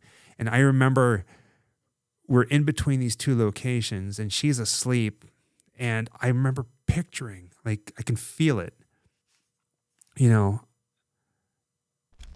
on the same road driving the same direction that Ted Bundy was. And instead of Jessica asleep next to me, back then, Bundy had this little girl in the back, unconscious, or you know what I mean? Like it was a bit too real. It really like messed with me. It like kind of warped me for a little You bit. looked into the void. Yeah, and it was scary. And I got goosebumps now just thinking about it. And that was one of the only times, if not the only time, that I remember going, fuck. Yeah. So both of you guys, I mean, oh shit, he said it. I didn't even realize it at first. We got the F word out of Michael, ladies and gentlemen. But Bundy hit both of you guys in a way where it just, was really emotional. Yeah. Did it ever happen outside of Bundy? I mean, was there, I guess the only reason I ask this is because you would imagine that with two people who see this so often, who, live their lives and travel to these different locations, over time you'd become, I wouldn't say you become desensitized to it. I don't think that we do. Interesting. We really, in private, we acknowledge what we're going to be doing, how sensitive it is.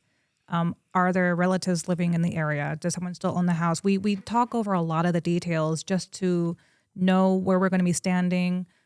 If there's risks, if someone running out of the house and yelling at us and telling us to, fuck off, or these are all we have a lot of conversations before we end up arriving somewhere, or we'll even rehash, dates and things in the car. I don't think just like we never get over the anxiety of posting something or going live or talking in front of a camera. I think maybe that's just a part of our nature that we don't get over these gruesome things that happen to people, and that's why we want to tell their story. I would say that anytime we do something on when there's a killer involved, like a serial killer, a mass murder, a spree killer, they're all different, and the definition that separates them all is a little, to me, is very interesting. What's the difference between a serial killer and a spree killer, a mass murderer, and a lot of times I'm always presenting the facts. Like you said, Jessica's always like in the background doing something. And then Jessica, I feel like you get more emotional, or it hits you harder, especially whenever we start talking about the actual crime itself, like what was actually done. When we did I catch it too closely mentally, yeah. Yeah, like when we did the Ed Gein video, and even if you just kind of read off what they're accused of, or when we did Albert Fish. Fish. That was hard for me, yeah. It's, there's a, like whenever there's court, whenever somebody's on trial, this is what they did, but there's power in words, and being able to going to a place and seeing it and acknowledging it, but actually saying the words, especially if it's something that this is not in your wheelhouse, something that you would never do in real life. And you're sitting there in a spot where this actually happened, or it's connected, and you actually say them out loud. This is what happened. It hits you harder. Because there's a bit more to it than that, too, because we'll be at a location discussing things, and oftentimes we're also discussing what led up to that or what happened next. We are literally walking the footsteps, not so much trying to understand why they did what they did. They simply did what they did, but you kind of almost have to, you don't have to, but I do, maybe sometimes too closely. I'm putting my feet in those footsteps. I am that person. I'm seeing the victim and then the actions coming to that. And I don't know if I've ever really talked about it before, about like how I'm very empathetic. Like I can feel emotions and energies from people really, really easily. You had a strong reaction to The Conjuring house. And the first thing that popped up in my head is, I wonder if Jessica's clairvoyant. I think I'm a little sensitive. Yeah. And it's so funny because I was so excited to do The Conjuring house, and I didn't think, we never think we're going to experience anything. We're kind of skeptics, but also believers. And I found the house itself to be so peaceful, but it was the grounds. I felt like someone was pushing their thumbs in my throat. Jeez. Yeah. Michael, you and I have a very similar outlook when it comes to paranormal. I'm not sure if you feel the same. I've heard you mention in interviews where it's like, I have a hard time believing people's stories. Like I have to see it. I have to feel it. And I felt things before, but it was never definitive proof. And, you ran ghost tours at some point, right? Was there anything that happened during those tours, or even throughout your travels, that kind of challenged that a little bit? Made you think maybe there is something a little more out there? Ooh, good question. I love getting that. It's my favorite 2 words on this show. If you're ever not sure about what's happening with him, just look at my face. Okay? Like he's an amazing storyteller, and he will lead you where he wants you to go. and I can't contain myself on his bullshit. Yeah. just keep saying good question. Good question. So when it comes to ghosts and the paranormal, I have a love-hate relationship with it. Love-hate relationship. And I have a lot to say about it. And at the same exact time, I don't have a lot to say. So that's all I'm going to say. Oh, man. No, I'm kidding. No, it's odd. You've dug deep into our channel. How many times have you seen us go ghost hunting on the channel? Not very much. Right? Yeah. For some reason, some people think that's all we do. Yeah. I don't get They it. do though. They do. And it's like, which I get it, but like, we'll go to a place like the Conjuring House. You brought that up. So many people have gone there and they go ghost hunting and like, oh my God, did you see that? This place is haunted. They freak out. And it's like, holy crap. You know what I mean? It's ghost hunters incarnate, which I respect. Everybody has their thing. But when we went, I think we are the only people that went there and did what we did, where we actually sat down with a member of the family and talked to them about it. Yeah, what a trip. And then we went to that house, and then we used that interview. And some people said that there's some inconsistencies and stuff like that, which is perfectly fine. It is what it is. But the moment and we showed this on camera, where that staircase that went from the first floor up to the second floor, and in that video, we crouched down at the bottom of the steps like she would have, Andrea, whenever she was a little girl, and she watched the Warrens do the exorcist of her mother in that same exact spot. That was one of the most chilling things I've ever done in my life. Wow. Was to be there. And when you talk about ghost tours, The Ghosts of Savannah. I've always been a believer. I've always had things happen, but not as much as they were happening whenever we were in Savannah, Georgia. And I'm just going to say this. I'm going to go on record. I'm just going to go say this. Every ghost hunting channel that you see online, any YouTube channel, the TV shows, Ghost Adventures, Ghost Hunters, anything that you see that you watch and you're like, man, this is like the best show. I don't believe any of it. I don't. And the reason for that, Maybe some. like 2%. but like whenever we were in this house, there's a house in Savannah, Georgia called the Sorrel Weed House. And that's the house that we were working at. We have both seen things with our own two eyes. We've had things thrown at us. We've heard things. I've seen full body apparitions. I was on tours. I was giving tours to people. Full body apparitions happened. Photographs were taken with We full have body photos. apparitions. And every ghost hunting show that I've ever watched has never shown anything that looks like what we saw in Savannah, Georgia. Do you think it's because it's hard to capture on camera, or you think it's just because... We were there for probably about 5 years. Yeah. I think, doing ghost hunts, and only a handful of times is whenever we would experience stuff in one of the most haunted cities in America. It's And more like logical when you watch some of these ghost shows. You can't get that much activity every time you go to a place. It's just factually impossible. I think the only ghost show that I like is, I think it's maybe the first season or the second season, first 2 seasons of Ghost Hunters with Jason Hawes and Steve Gonzalez and stuff, is they were doing this amazing thing where they would go to a place and something would happen. They would do their best to debunk it. And even if it was like, well, there was somebody in the other room who sneezed, that could explain what we experienced, so we can't say it's haunted. Yeah. And then all of a sudden, after a couple years, everything's haunted. And it was just like, But afterwards, we can't really show them here, I guess, or maybe we can. We'll show 'em. Yeah.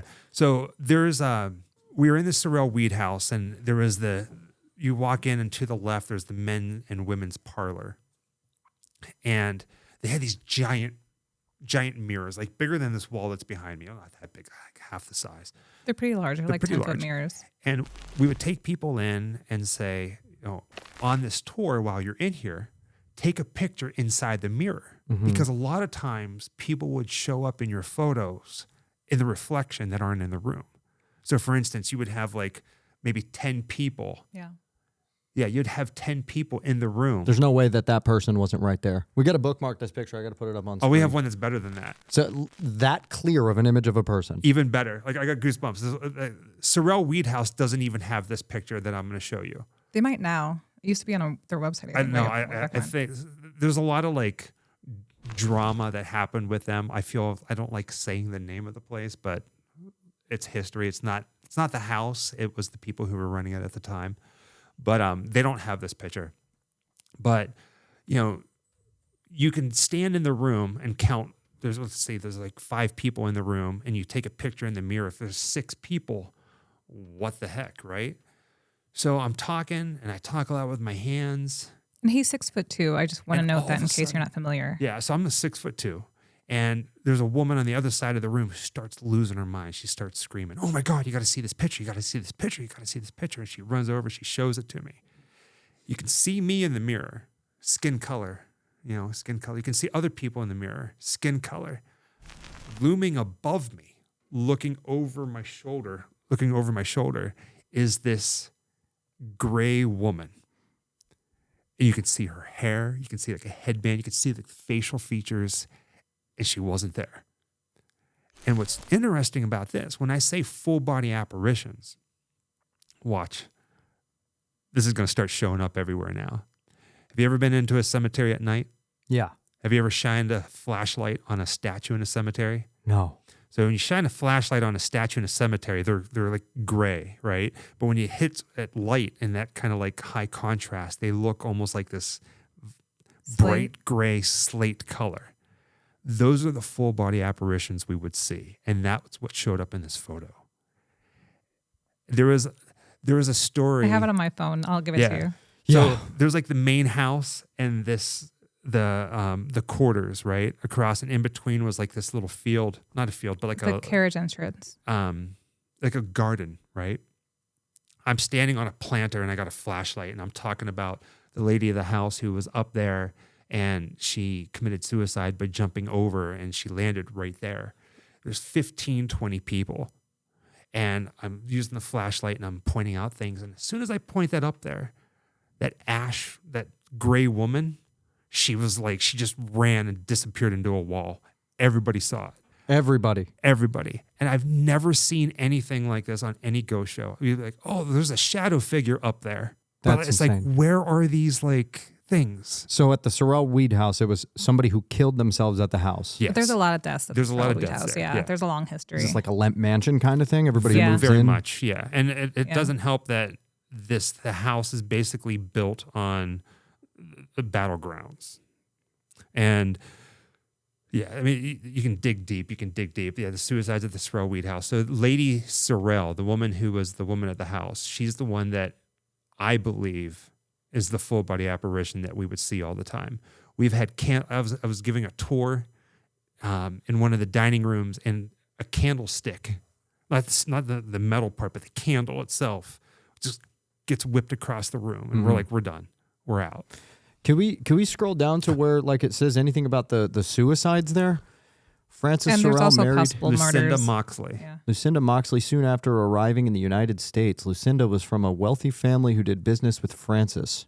Lucinda died a few years later after they married, so Francis, the classy man that he Matilda, is, that's it. Yeah. Molly. Matilda. By jumping off the second floor balcony, Matilda.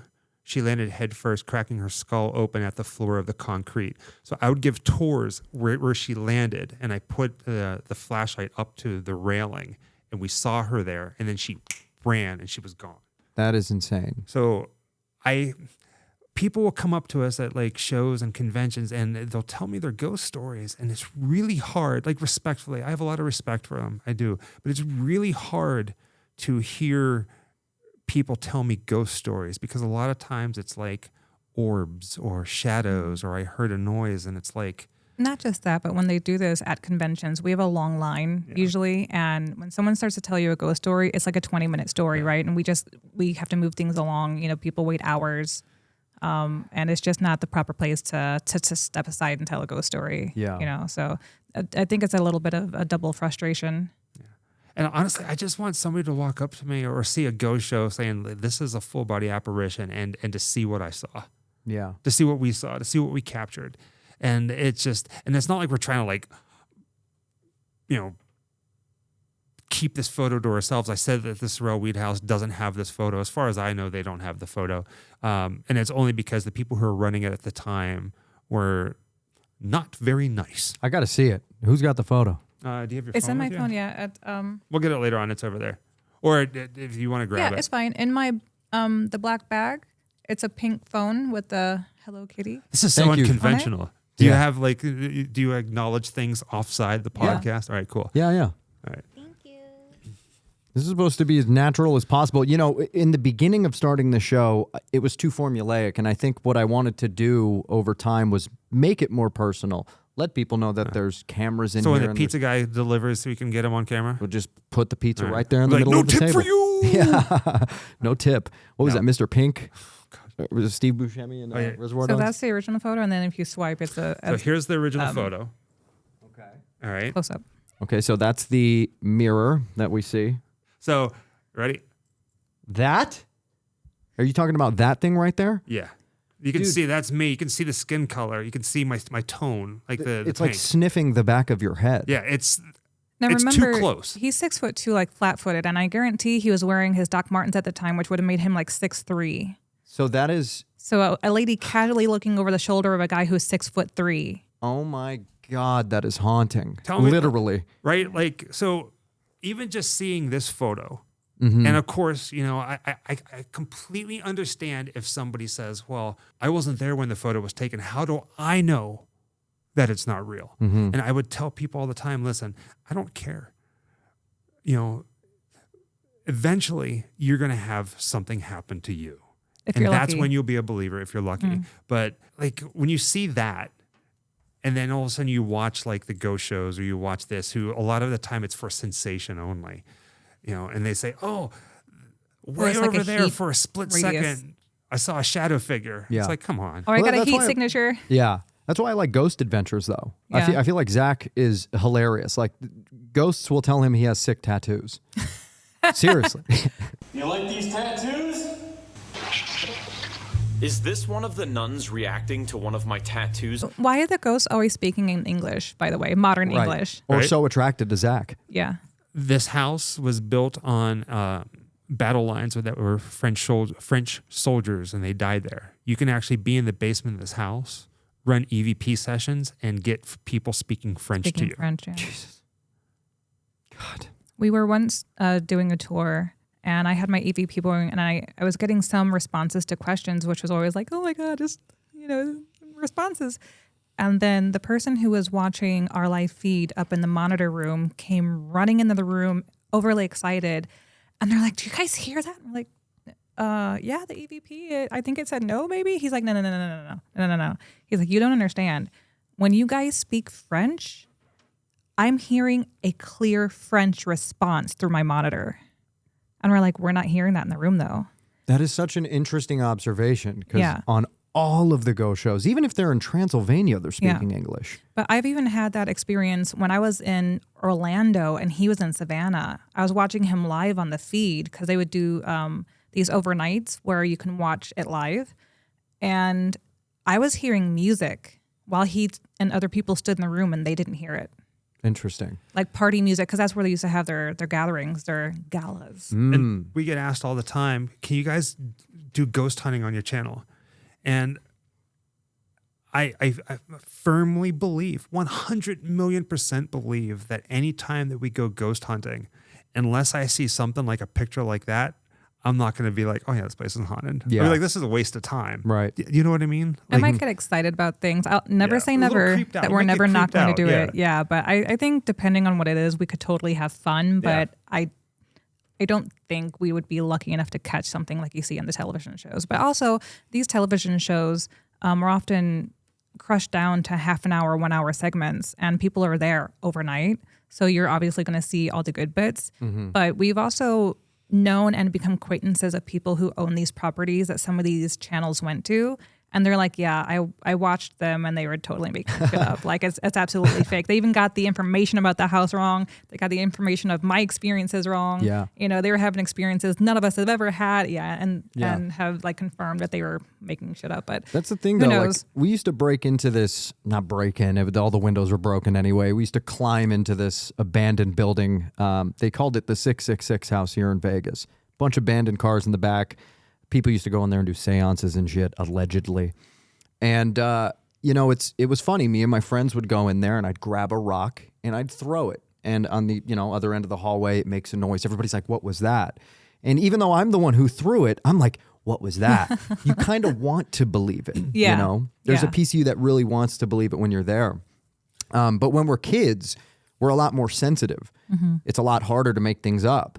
Michael, you have an amazing story about when you were a kid and you experienced something paranormal. But Jessica, let me switch it over to you for a second. I mean, did you have anything growing up that kind of... Yes and yes. Yeah. A lot, actually. I experienced a lot of stuff as a kid. Just from like a variety of things. So one of the houses that I lived in St. Charles, Missouri, we came to find out afterwards was part of the Underground Railroad. So that house had a lot of activity, and it was the bones of the house was the slave quarters, and across the house was a plantation house. Nothing evil or anything, just a lot of noises, TV on, off, on, off, on, like all the time. The dogs were barking at things that weren't there, you know. Even like being scooted back down a hallway, like they were trying to keep somebody back and they just kept walking down the hallway kind of stuff. Doors would open and shut by themselves, you know, that sort of stuff. My mom saw an apparition and my sister heard someone talking to her ear. What did it say? Get out. Oh my God. It's While like she the was trying to worst fall thing you asleep. could have said. Yeah. We once saw an impression appear on a mirror, a little tiny makeup mirror. And like in front of our eyes, it just, as if someone had rolled it across their face. And like, you know how you leave a greasy whatever? And we're like, whatever. Even if we brushed all that off, because it's like, you don't have, we live here. We have to pretend like maybe that what's happening is not really happening. But even outside of that, I think I maybe was sensitive when I was younger. And I never thought of it on that terms, because I would have conversations with people and I would stop them because I would get these like really strong emotions or images in my head, and I would have to tell them this. And I'm like, I have no idea what this means, but my mind is telling me to say this. You don't have to respond or tell me shit, you know, just there it is. And they usually would say something in the end. And I once described the pattern on the china of their favorite restaurant for no good reason. And I've never been there. And they were actually not even like sitting with me. I was talking to them over the phone. So something like, you intuitively knew, or it Yeah. was like something was giving you an answer? I don't know. That's happened all my life. Like Interesting. I'm going to get really sappy here, guys. I have had premonitions about Michael my entire life. Huh. How he, not like his face, because I don't see faces. I see your face. You're very handsome. I love you. Gorgeous. Love it. Like in my dreams, I don't see faces. And in these kind of premonitions, I've never seen a face, but I knew XYZ description was going to be the man that I ended up with. And I knew that I was going to end up in California.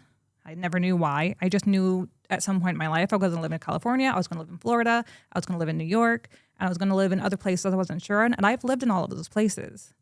And I would meet people who felt like they're the person that was trying to fit this mold. And I'd be like, this is bad. You're not it. Yeah. For whatever, you're a great guy, great person. But it's like, I don't know what I'm looking for. Maybe I'm crazy. I don't know, you know? Yeah. And then we met and we were married within 6 months. That's crazy. Yeah. And so, yeah, it sounds like you have yourself like a friendly ghost that follows you around and gives you nice answers. You know? Yeah, maybe. Yeah. Guides you in the right direction. Well, they doing a really shitty job most of the time, but Oops. no, Well, let me talk to his lawyer. you know, being sensitive or just clairvoyant, I don't really know. I've never really tried to deep dive into myself like that. Just I have fun experiences. That's all I know. Yeah. Well, you could tell because when you're on location, like I said, it really feels like, you're the moniker for how the audience should feel. Now, Michael, when you were younger, you also had a paranormal experience that sounded like it was straight out of a freaking movie. And I wanted it in the show because it sent shivers up my spine when I first heard it. Can I guess it? Yes. Is it the grandma? Yeah. Okay. I love this story too. Yeah. I love hearing him tell this. The floor is yours, sir. The floor is mine. Okay, so I will I'm going to really tell you the story Hell yes. because what you've heard is wrong. No. So just like a lot of people, teenage years can be rough, and I had them pretty bad. Childhood really wasn't that great. Had a lot of issues. Suffered from depression. I was a cutter, like self-mutilation, stuff like that. And I spent a lot of my high school time was actually spent in psychiatric hospitals. So not really people know that. You know that. But in and out of different hospitals, this and that. And a lot of trying to figure out what was going wrong at the time or this and that. And they put me on this medication, it didn't work. They put me on this medication, it didn't work. They put me on this medication, didn't work. And then they put me on this stuff called Haldol. Haldol? Haldol. And I used to call it Fire Barbie. Hell, fire, Yeah. doll, Barbie, Fire Barbie. And if I'm not mistaken, somebody who's listening to this or watching this is going to probably Google it and figure it all out. But if I'm not mistaken, Haldol was used for like people with like schizophrenia or like psychotic issues, which I didn't have, but the doctors gave it to me, and they gave me a lot of it, a lot, to the point where it messes with your vision. So if I wrote my hand on my palm, I wouldn't be able to read it, and it put you to sleep. So I couldn't stay awake for the life of me. But for some reason, I was really good at math. Really good at math. Like I understood algebra, I understood calculus and this and that, blah, blah, blah. Did they ever make you draw a clock? No. Oh, they should have. I would have loved to have seen that. Wait, why? Yeah, right. Why? There's a thing, you'll see it in some shows like Mindhunter and Hannibal. When someone is, I guess, undergoing either drugs or psychosis, you have them draw a clock with hands on it, and it'll almost tell you what's happening to their mind as they either progress, regress, or heal. And there's a lot of different varieties of how it's going to look. It's not going to look like a clock at all, basically. It'll look like the numbers are fell off or things like that. And it'll it's supposed to be like looking at the Rorschachs, Yeah. So like that. I didn't draw a clock, but I had a sketchbook filled with pictures that I drew with my own blood. Oh, wow. I didn't know that part. Yeah. They confiscated that one. I never saw that, but it was full. I used to He's actually a really good artist, but he never draws. Really? We'll talk about that some other time. So I get released from this hospital. Still, I can't see in front of me, and I'm just out of it. And I go and live with my dad in Pittsburgh, Pennsylvania, and I was sitting on the porch. Oh man, this is not the one. There's a lot. This is a lot. So I told you I'm telling you a lot, right? Yeah. I'm sitting on the front porch, and I remember my dad and my sister, my younger sister, saying that they're going to run to the store. And I was reading or I was doing something on the front porch. It was a beautiful day, this and that. And I remember them getting in the car and leaving. And then all of a sudden they were back. And so this was like the front porch. How can I do this? So this is the front porch. I'm sitting here, and then they would have steps that went up to the thing, right? And there was this wall here. So if you were sitting down, you couldn't see up here. So I remember my dad and my sister coming back, and they were standing there right at the top of the steps, and they said, "Hey, Michael, watch this." And I look up, and they just kind of did like the trust fall, but forward. And then they fell, and they were gone. They just completely disappeared, and I lost my mind. I was like, whatever. And I was laying on they actually did come home, and I was like laying on the front porch, like losing my mind. So they put me up to bed, and they're on the phone with the doctors and trying to figure out what's happening. You were running a fever. I was running a fever. Yeah. I was running a fever, and I went to bed, and I remember waking up in the middle of the night, It was like this fever dream. Like found out later on I was really close to death. And there was this woman. She kind of had like this gentle glow about her. I don't remember any facial features. I don't remember if she was gray like that. I just remember she just kind of glowed, almost like a light, right? And she put her hand on my leg in the middle of the night, and she was talking to me, and she told me everything was going to be fine. And I remember her telling me who she was. She was just talking, and it was so soothing and so comforting. And the next morning, was having a conversation with my dad. They're trying to figure out what to do, and he was telling me about this, that I was having this conversation, and I told him about the woman, and I described the woman to her, and it turns out that was his mother. I've never seen a picture of her before, and she died in that house whenever he was like 12 years old from like dysentery, and that was her bedroom. So it was just like I get goosebumps now, like thinking about this. And I ended up going back to the hospital. They brought me to the emergency room, and it turns out that the hospital that released me basically overdosed me on this medication, that if I would have went an extra night but taking more medication, I probably wouldn't have woken up. So that's the whole entire story about that. It's just crazy to know that you were on that amount of substances. It was, and that close to death. It's almost like you were, teetering in purgatory in a way. It's very scary. I The wonder. veil was thin. The Yeah. veil, yeah. Do you guys have like a theory on the afterlife? What comes after death? I had this conversation with my dad the other day. Not really. Like me personally, I don't know if there's when it comes to heaven and hell and purgatory and this and that. I feel like I'm a firm believer that we are all just energy, and the energy just kind of goes back to being other energy, if that makes sense. You know what I mean? Yeah. You hear ghost hunters talking about residual energy or residual hauntings, and you can touch something and then you move your hand away, it still leaves like a warm imprint to it. I really think that's all that we are. Yeah, that's interesting. I think that just it would be unfortunate to chalk up consciousness and our personalities and our spirits down to like an evolutionary accident. It's aliens.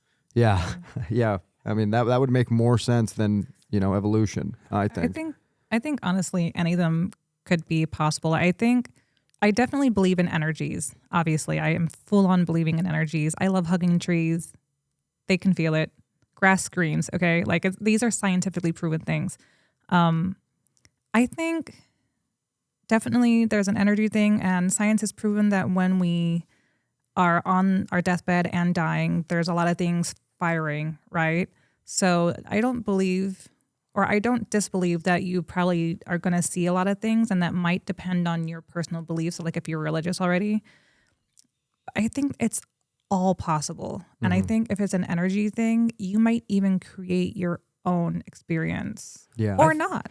That's true, though, because you know how if you have bad thoughts all day, you could go to sleep and have a nightmare. You have good thoughts all day, you might have a good dream. What if that's what heaven and hell is technically? Yeah. A lifetime of thoughts is just what you get. Purgatory is because you're not ready. Exactly. There's been a lot of theory about that, is as a soul, you're almost too afraid to die because you don't want to go to hell, right? But it's until you can accept what life is, you can't move on. Yeah. But then, scientifically, we have proven that there's 4 dimensions, and each dimension has different wavelengths and experiences and energies and all that. And supposedly there's dozens of dimensions that we can't even capture yet, but we know they physically exist, which messes with my brain. Yeah. Same. If we were able to tap into one of the dimensions, I don't remember which one, the 5th or something, supposedly that's where the ghosts residual, I don't know, there's so many ifs and buts, and I think I believe in all of it, and I also don't believe in all of it. I'm open to all possibilities. Yeah, same. I like to think that we, live on at least after this a little bit. The thought of death scares the shit out of me, but it is an interesting paradox, though. Yeah. We seek out these emotions of fear and sorrow, and somehow they turn back into, gratitude and gratitude. What I always find interesting is there's so many different accounts of different things. You know, you have two people that have near-death experiences, or they die and they come back, and one person can say that they've experienced this or they've seen this, and another person says, I saw nothing. You know what I mean? It's like, is Like there the anything? SNL skit with the aliens. Yeah, like, is there anything out there, or is it really just, how do I say it politely, the power of creativity?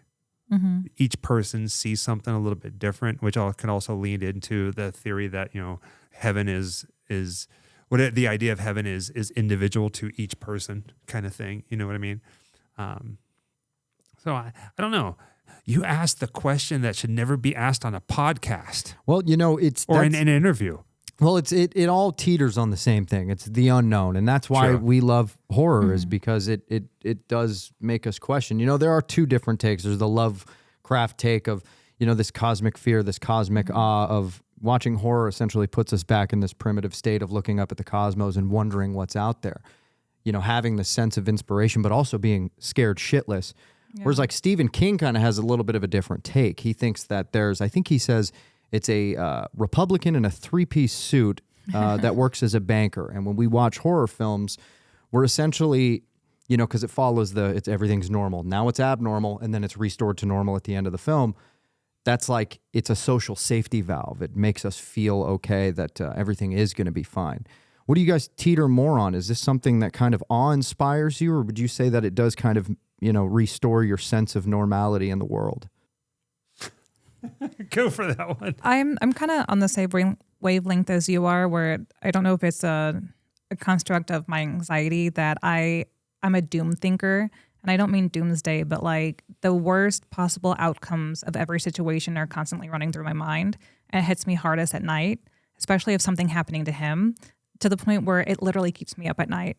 And I will kick him to make sure he's still breathing because I can't sense him and I can't see him breathing. I'll give him a good hard kick and then he'll move and I'm like, oh, it's fine. It's fine. Yeah. He's good. He's like, chill out. And I feel like I'm always fighting with that part of myself. There's part of me going, shut the fuck up and let me sleep. And the other part is like, but what if there's carbon monoxide, you know, or something stupid or something that happened 10 years ago won't let me go. But I can say that there's one story at least, or a theory that stayed with me for a long time. It was a very short story I read, and I don't know the author, that the gist of it was, you are every single person on this planet, and you are capable of all of these things that every single person does, even if you, as your reincarnation now, cannot fathom that until you can move on peacefully, you have to live every single one of these lives to understand existence, and that you are the happy housewife and you're also the serial killer. Yeah. And all that kind of thing. Then you're going, and horror, you're going, no, I could never. And it's like, well, you are human, and as humanity, you are capable, but it's your personal choices that keep you from that. And at the same time, you are all of it because that's humanity. Mm-hmm. And it's like you're incarnated into every single person who does all these horrible things and wonderful things, you know, and then you eventually become so enlightened by all of these perspectives, I guess, and then you're able to move on peacefully or something like that. And I think that's the thing that kind of stuck with me, because it's like, I think we all have our darknesses and have maybe had impulses that have shocked us, and we've either kept going or stepped away, right? Because that's personal choice. We have freedom, well, whatever you want to call it. What do they call it in Catholicism? Free will, just free will, I think is like literally, so. Yeah. What about you? Man, I don't even know where to begin with all that stuff. My mind was just like spinning. While you're with thinking on it, I want to throw out a fun fact about him that people don't often know, is that apparently at one point he almost became a priest. Oh, I thought you were going to say something else. But he's not religious, which I always thought I was really amused by. That would have been a great career choice. Yeah. You'd look good as a priest. I'll Right? see I you in the think he priest would have outfit. looked really good with the collar and all that. Yeah. Bit of a, demonic priest. I actually got kicked out of a church and asked never to come back unless I found God again. Oh, I remember this. That's amazing. Yeah. Was this recent? No. This was whatever. And the funny thing was, I saw the minister who asked me not to come back. Weren't you having like a medical emergency, but it disrupted things to the point where they're like, I mean, bye? to add more context, I was not a youth minister, but I was a youth worship leader for this is all right. So grew up Catholic. Well, it didn't grow up Catholic, but there's a lot. Okay, it's a mess. It's a mess. But at this point in my life, I was at a full gospel church in Pittsburgh, and I was a youth worship leader, singing and playing guitar and leading worship for people, and just life started really happening, and it became really hard for me to get up and lead people and like praise. Ultimately, through some things there, I didn't do anything wrong. I didn't show up, whatever. But they literally said, people seeing you is making people not being rejoiced. They can't rejoice in the Lord seeing you. Because you were alternative? So no, I was always like that, but like it was just different. And they said that not to come back. Basically, I'm not welcome in this church. That's crazy. Unless I rekindle or find my passion in Christ again, and to leave. And that was it. I never went back. And then years later, I saw the same guy, and he's like, "Dude, I'm so sorry. I shouldn't have done that. Too bad." What an asshole. Did that like change your perspective on religion as a whole? Majorly, yeah. Yeah. And I mean, it people hear this story over time, and they say, that's the perfect example of like people in the church and not like God Himself or things like that. But I mean, it's just a big mess. Well, through all these travels, through all the, stories you guys shared today, at what point exactly did you guys know, okay, we're going to do this for a living. Let's quit everything we're doing and let's take this on full time. I like That's this a good one. sequitur. It's a what? Thank you. It's a good sequitur. Sequitur. Yeah. So, okay. It all comes down to mother. You see, Jessica and I, we were living in Orlando, Florida with her mother. And we decided to take a trip to California. So we booked a trip to California. And at the time, it was the world was starting to become a very not so pleasant place. And I mean by this, the whole COVID, everything was happening. And it was like, I remember we bought the tickets to go visit California for like a week and a half. And It was my first time. first time ever for her. Yeah. And we're traveling there. We're at the airport, and it was California has 3 confirmed cases. New York has 2. That was it.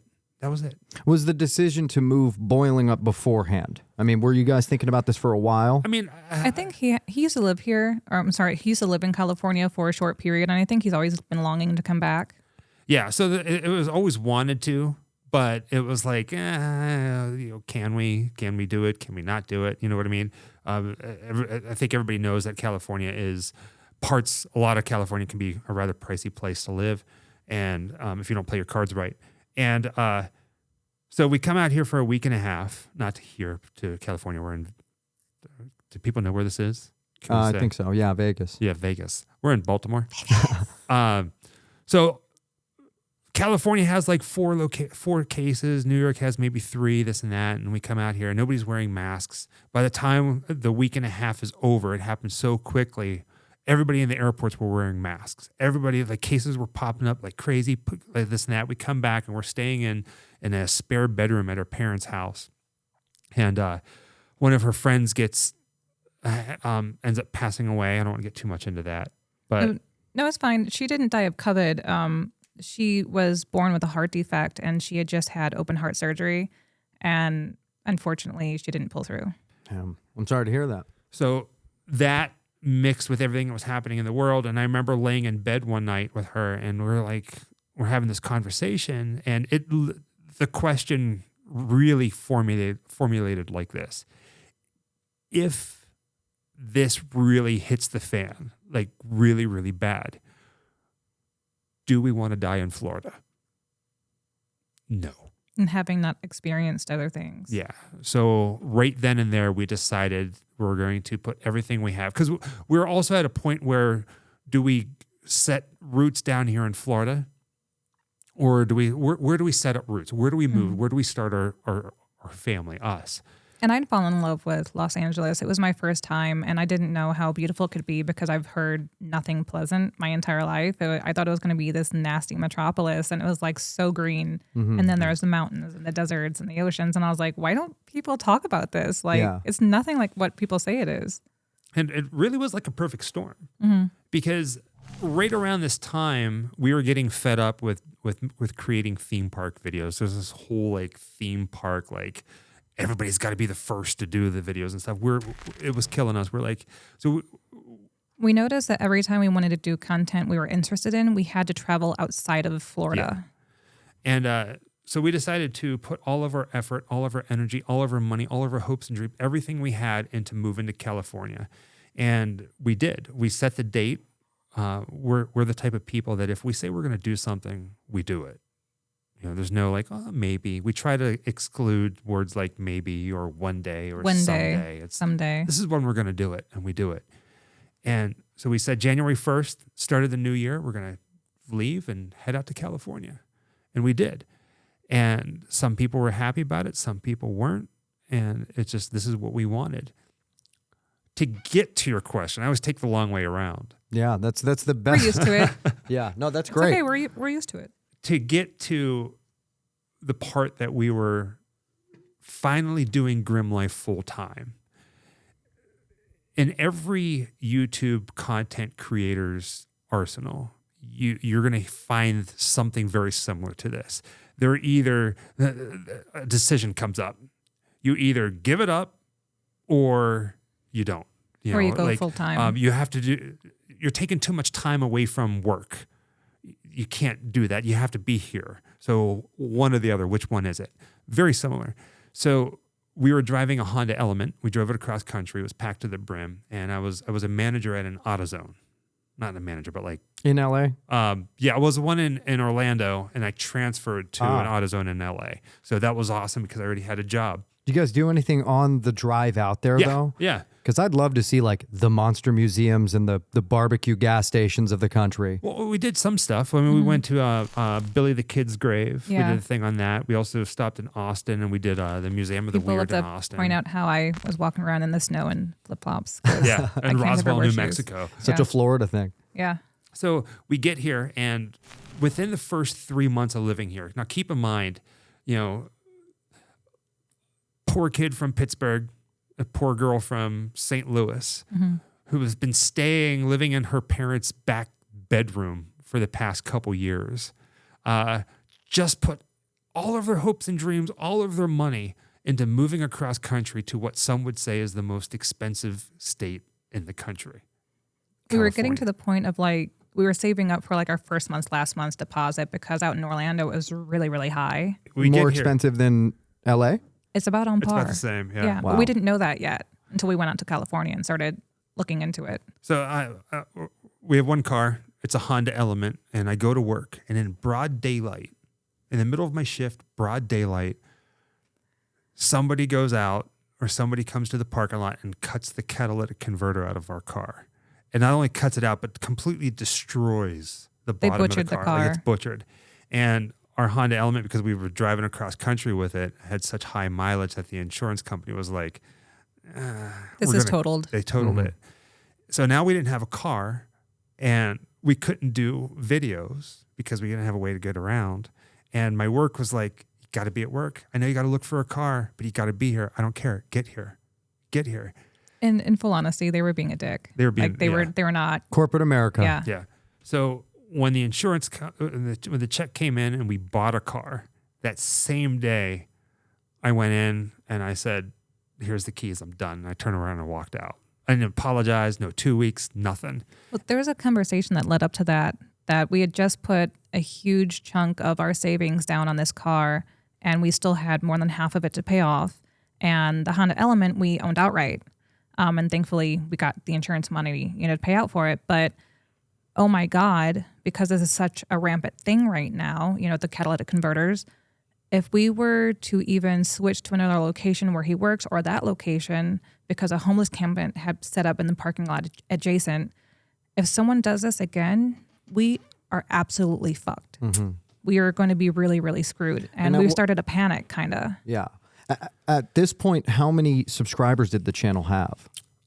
Man, I don't remember. That's a good question. But I will say that, okay, man, can of worms you open up in here, man. Yeah, just the I know worms that of we the were heart. not yet at 100,000 because I remember when we got our plaque. Right. Yeah. So we got the 100,000 while we were living in LA.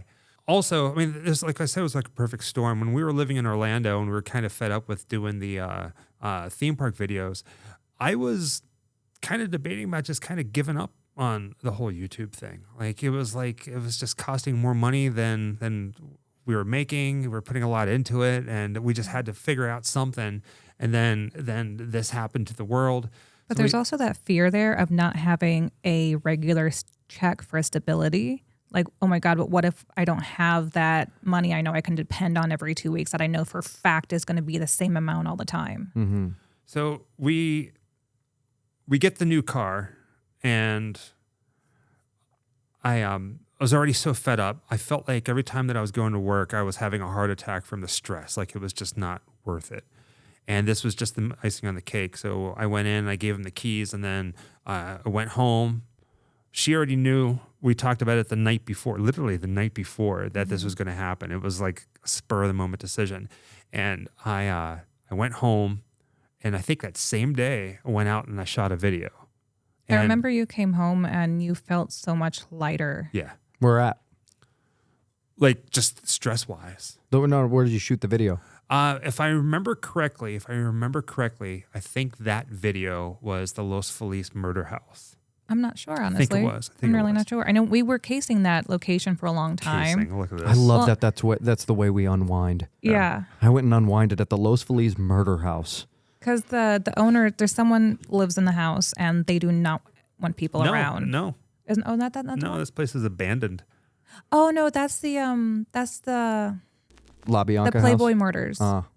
The house I'm thinking of is the Playboy Murders, where it's like a second story and it's like white and they're kind of mean. The Wonderland house. Yes. The Wonderland house, yes. Yes. So yeah, so from that point on, it was sink or swim. We made the decision to go full time with the channel and not look back. And she was a little bit more apprehensive about it than I was. And honestly, like complete honesty, I had a feeling that we were going to be okay. Like it was going to be fine. It was going to be fine. This is it. I was a little scared, but I was like, there's no backup plan. Yeah. This is what we're doing. This is how it's going to get done. I mean, I definitely had a backup plan because I was really nervous about the ups and downs of it. And it was going to be so new to us that we didn't know what the end of the month was going to look like, that the pay rate is so different from Orlando to Los Angeles that I knew that I could go and get a job anywhere and be making like $16 an hour, no problem. Whereas in Orlando, I'd be lucky to make $8. Mm-hmm. So like knowing that, we kind of had like a little bit of a comfort. It's like, well, if it gets bad, I'm just going to go get a part-time job or something like that if I have to. No big deal. Whereas prior to that, when we lived in Savannah, we were both working and we would try to do all of this around 2 jobs. And it got to the point where it's like, we can't be both working because, we have to try to coordinate days off. It's impossible. It hardly ever lines up. And so I quit my job because he made more than me. So then we didn't have to work with 2 schedules, just his schedule. Mm-hmm. So like whenever he had a day off, in the car we went, driving 24 hours. We took every second minute we could get. Slept in the car. We slept in the car. We drove a long time. We filmed a long time, and then we were back at our 9 to 5, the next day. So there was a lot of fears, because we're also brand new to this city too. We don't know what's going to happen. But I think we felt a bit more comfortable once we started researching into the jobs in Los Angeles that if I needed to get a part-time job or even a full-time job, we could do it. I just find it fascinating that you guys were doing so well with the, like, you know, I know you weren't at 100K yet. Soon after you did hit 100K, but you guys were doing so well on the channel, and it, like, you know, you'd think once you get even up to 50,000 subscribers that, you know, things are starting to go the right way. And it is interesting to hear it from the inside. You know, even when you get to that number, you do have to still keep pushing. Yeah, absolutely. Was there a culture shock when you guys got out to LA? Was there anything vastly different, or was it just what we would all hope? It's a dream.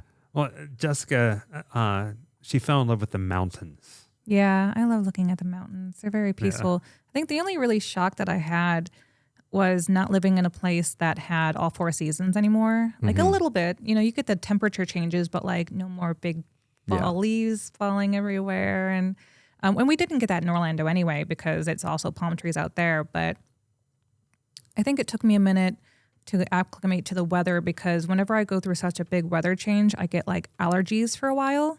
Like, so I get like colds and stuffy noses and all that sort of stuff. But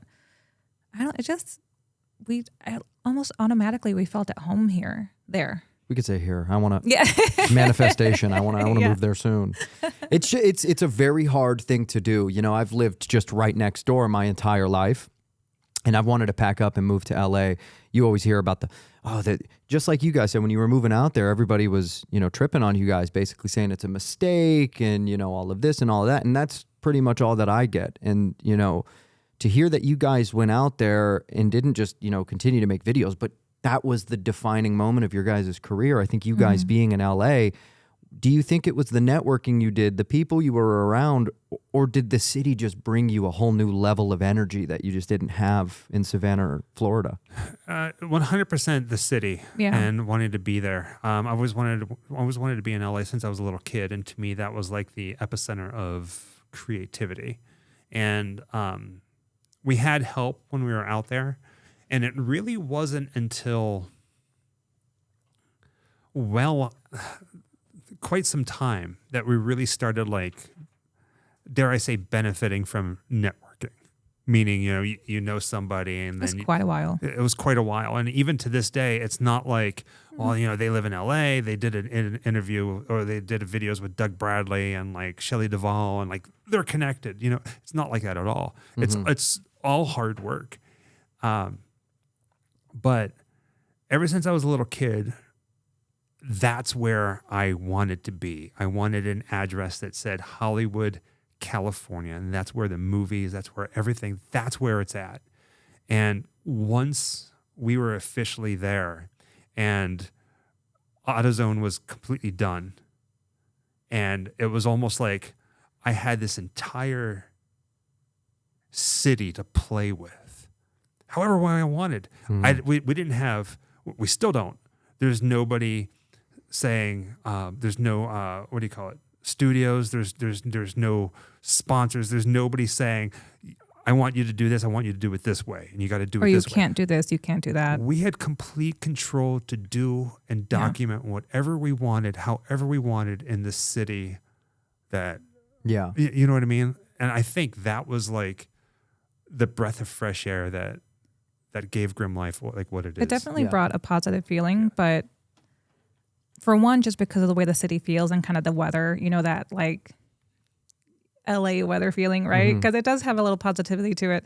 But also there's so much history that you step 5 foot out your door and you've just fallen into 30 videos. You know what I mean? Right, like there's so many things that you can go and do in LA just for activities. And outside of that, there's so much history that it really, for people like us, it's just a playground. Yeah. Scott Michaels calls it, he says, living in LA is like living in the world's biggst trivia game. Yeah. Everywhere you go, you're like, oh, there's that. Oh, there's that. We do that all the time. Yeah. Every day we're doing that. His favorite thing. Are you talking about Psycho? No. Okay. No. And it's the most simplest thing. Oh, God. But it makes me love him so much, is that he still does it to this day. And we've lived there, I think, going on 4 years. As we'll be driving somewhere and he'll be like, babe. I'm like, yeah. He's like, in case you wanted to know. That's my best Michael impression. But in case you wanted to know, See those mountains? Yeah. Hollywood signs right on the other side of that. I always point out the Hollywood sign. Always. Especially when you can't see it. It's his favorite thing to do. Yeah. Or we'll be driving down Hollywood Boulevard like we do all the time. Baby, baby, baby, What? baby, What? baby. Yeah. Hollywood sign's right over there. There was something you guys mentioned when you moved out there. You guys were talking about how you had to, live with a buddy for a little bit, and you guys were looking for a place, and that like fate brought you to where you were now. And I thought that was a peculiar statement. I'm like, what did that mean? So could you expand on how fate brought you guys where you guys currently live in Hollywood? Are you talking about Ramirez? I believe you said in one of Or the like our apartment location. yeah, where you guys live. You said it was like fate that ended up putting you guys where you guys currently are living. So, Fate and luck, I believe. man, the word was. man. We did find this kind of little gem that's quiet. Yeah. We applied to a lot of places, and honestly, they're the only ones who got back. The apartment hunting didn't go as well as we had hoped, like having so many options. I think we had like just a couple options, but while we were doing the walk through this building, we had just been watching the Netflix documentary for Night Stalker. Night Stalker. Richard Ramirez. Like one of the best Netflix documentaries Yeah. there is. So we're walking through the apartment building, and the lady, she's like, I got this one apartment available to you guys. And it was the first floor. And it had a balcony, not a balcony, but it had like a sliding glass door. And we were literally just watching this the night before about how he would Richard Ramirez, the Night Stalker, was like sneaking in. We're like, nope, ain't gonna. If I it was don't on the know. ground floor, he felt it was open season. If you had an unlocked window or an unlocked door, he was like, you basically brought it on yourself. And we had the same thought at the exact same time. I remember us literally turning to each other at the same time and going, So- no, I'm not comfortable with Yeah. this one. Do you have another one? Well, and so many of America's crimes happened in LA. Yeah. Like Ramirez happened, Manson, Black Dahlia murder happened in LA. Yeah, the Hillside Stranglers. Yeah, insanity. But you were born in the 70s. You were born late 70s. You were born in the Whoa. early 80s. You guys grew up kind of like in the era of the serial killer. Do you guys remember like seeing any of that growing up or no? Do you know where your children are? So you're 35, right? 30. 30. Oh, such a baby. It's crazy because when I said 29, it felt a lot better because the 20 was still in it. But now I'm just like, fuck. That used to 31 and be, 38 sound the same. Kind of a commercial, like a news announcement, because of some of the abductions that started happening on the news. There was a thing for a while through, I think it was the late 80s, early 90s. The dun, dun, dun, dun, dun, it's 9 o'clock in the afternoon or in the evening. Do you know where your children are? It's 10 p.m. Do you know where your children are? I told you last night, no! I saw the milk Yeah. cartons inside of the grocery stores. I remember that from when I was a little kid, yeah, because like some of that stuff was happening in like St. Louis, Missouri, and I think Yeah. one of the big cases happened not that far from where I lived. So when you guys moved to LA, how did you navigate? Because, a lot of the stuff out there is kind of overdone. Everybody's done the Manson videos. How did you guys navigate keeping originality out there? So many people, like we've been very vocal about not doing certain videos yet because they've been overdone. At some point, I mean, you still really haven't seen a Back to the Future filming location video from us or O.J. Simpson or anything because it's been done so many times. And then people who are fans of the show, they all say, well, we haven't seen you guys do it. You guys have a very interesting take on it. You approach it differently. And Or just our cinematography style, if I'm being fully honest. Yeah. Because we not to toot our own horn, but I love some of the angles that we use that I don't really see other people doing on YouTube. We're kind of more cinematic than that. Yeah, for sure. Your framing and your blocking is always amazing. Thank you. I remember I watched the Clown Motel one. I think you guys brought a drone out for that one. I was Yeah. like, where's the drone in more of these videos? Well, we get asked all the time. We do. We try really hard to be respectful of privacy, and even if we can't get a place and can't get a shot, and somebody's like, "Well, you should have just flown a drone over their house and looked in their backyard," and it's like, I don't want to do that. I don't want somebody doing that to me. Yeah. So that's why we do have a drone. We call it the Ghostly Swoosh, but we really don't fly it as much. We do take it with us sometimes. We don't really fly it that much for that reason. Were we doing the Psycho location when we did it on the Yes. road? That was so beautiful. I think to this day that's some of our favorite footage. No, it was the birds. The birds. The birds. Yes. The opening of the birds. We were driving out to Bodega Bay, and it was just this perfect misty morning, and we took a side road. I was like, I'm going to go fly the drone over there. And the road that we took just so happened to be at the very top of like a mountain or like a hillside. It ran along the top, and it was just flying the drone up there was just like a dream. Yeah. But yeah.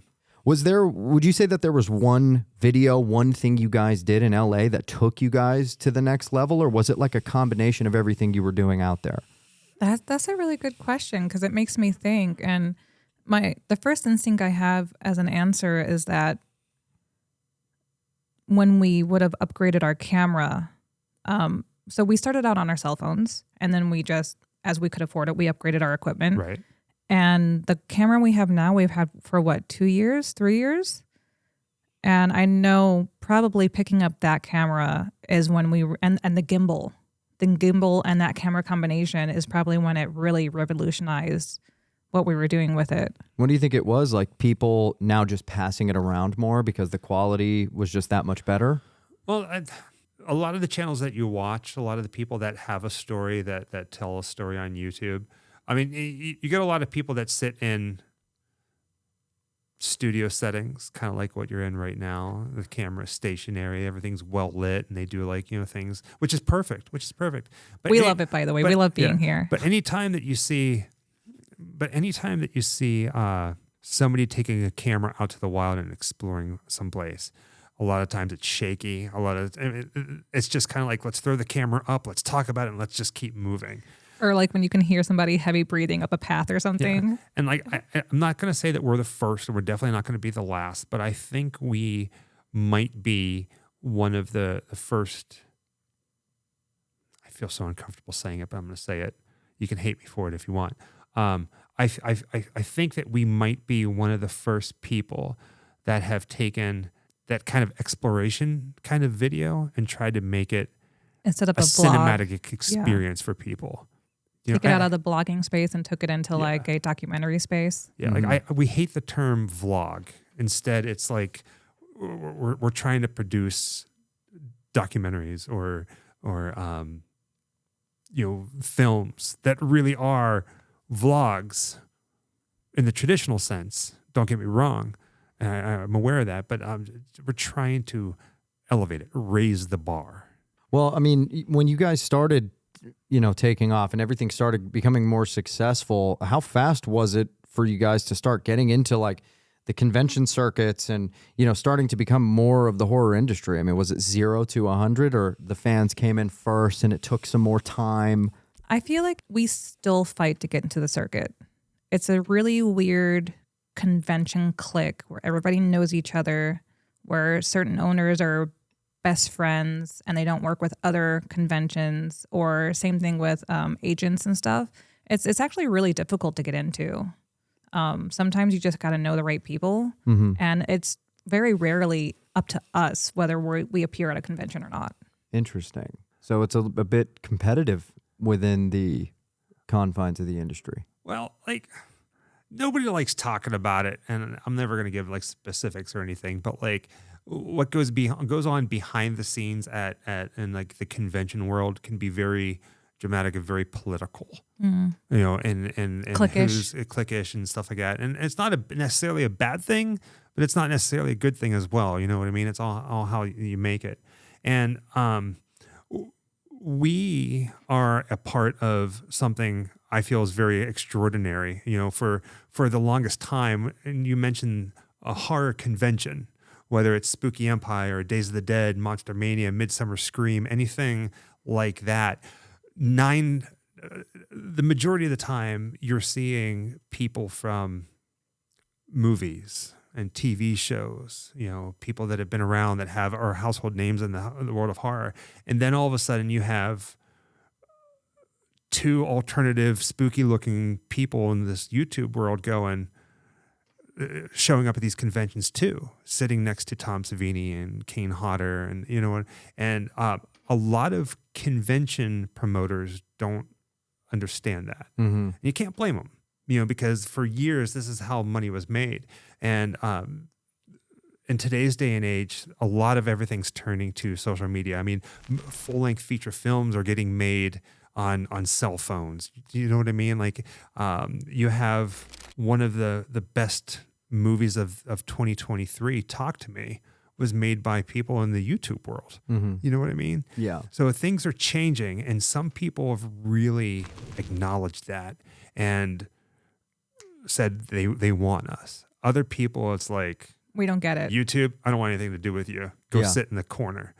But for us, we love doing conventions. And the reason being, we get asked all the time from people from all over the world, hey, can we do a meet and greet? Can I meet you? Where can we meet you at? Can we meet in the park? I want to buy your autograph. So we are very adamant that if we do any kind of meet and greet of any kind, it has to be in a horror convention setting. And the reason for that is it's safe for them, it's safe for us.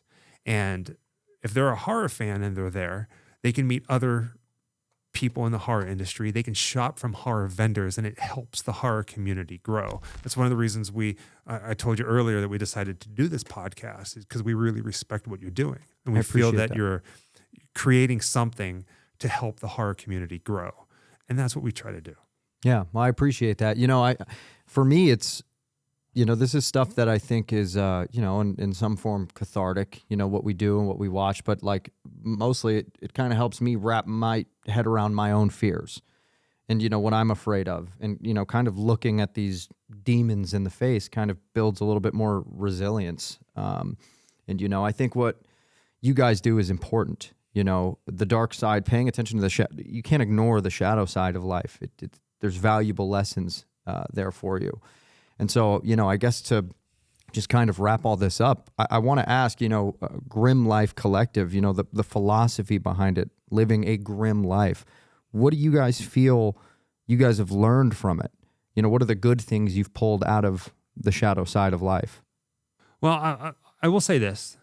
The whole point of the Grim Life Collective, the whole reason that it exists today. Now, keep in mind it's changed so much over the years, but today, from this is the Grim Life. Someday, we are going to be too old to do all this.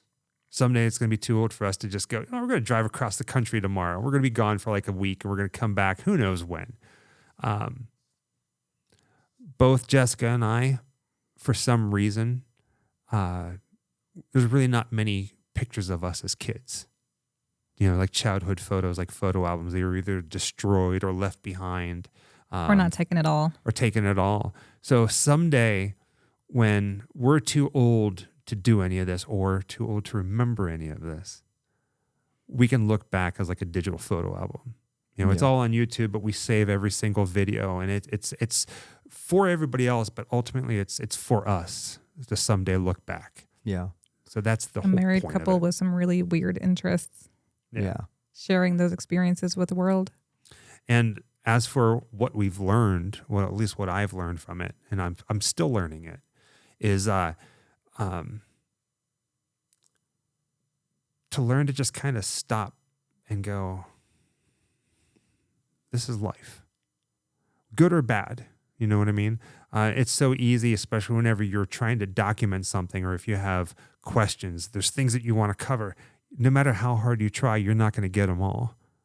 You're going to miss something. You're going to think about something, or something's going to happen. Lighting can go out and you forget, and you're not going to capture everything, but just try to live in the moment. And, with us, with a camera, we're capturing that moment for later on. Yeah, how absolutely surreal. I mean, you guys go from essentially having nothing in Pittsburgh and St. Louis and Orlando to Savannah, Georgia, and then, now you guys are in LA, getting booked around the world. You guys are living the dream, and I really, after spending the last 2 days with you guys, I mean, you guys really do deserve it, because I think beyond the storytelling and beyond the talent, you guys are really good people.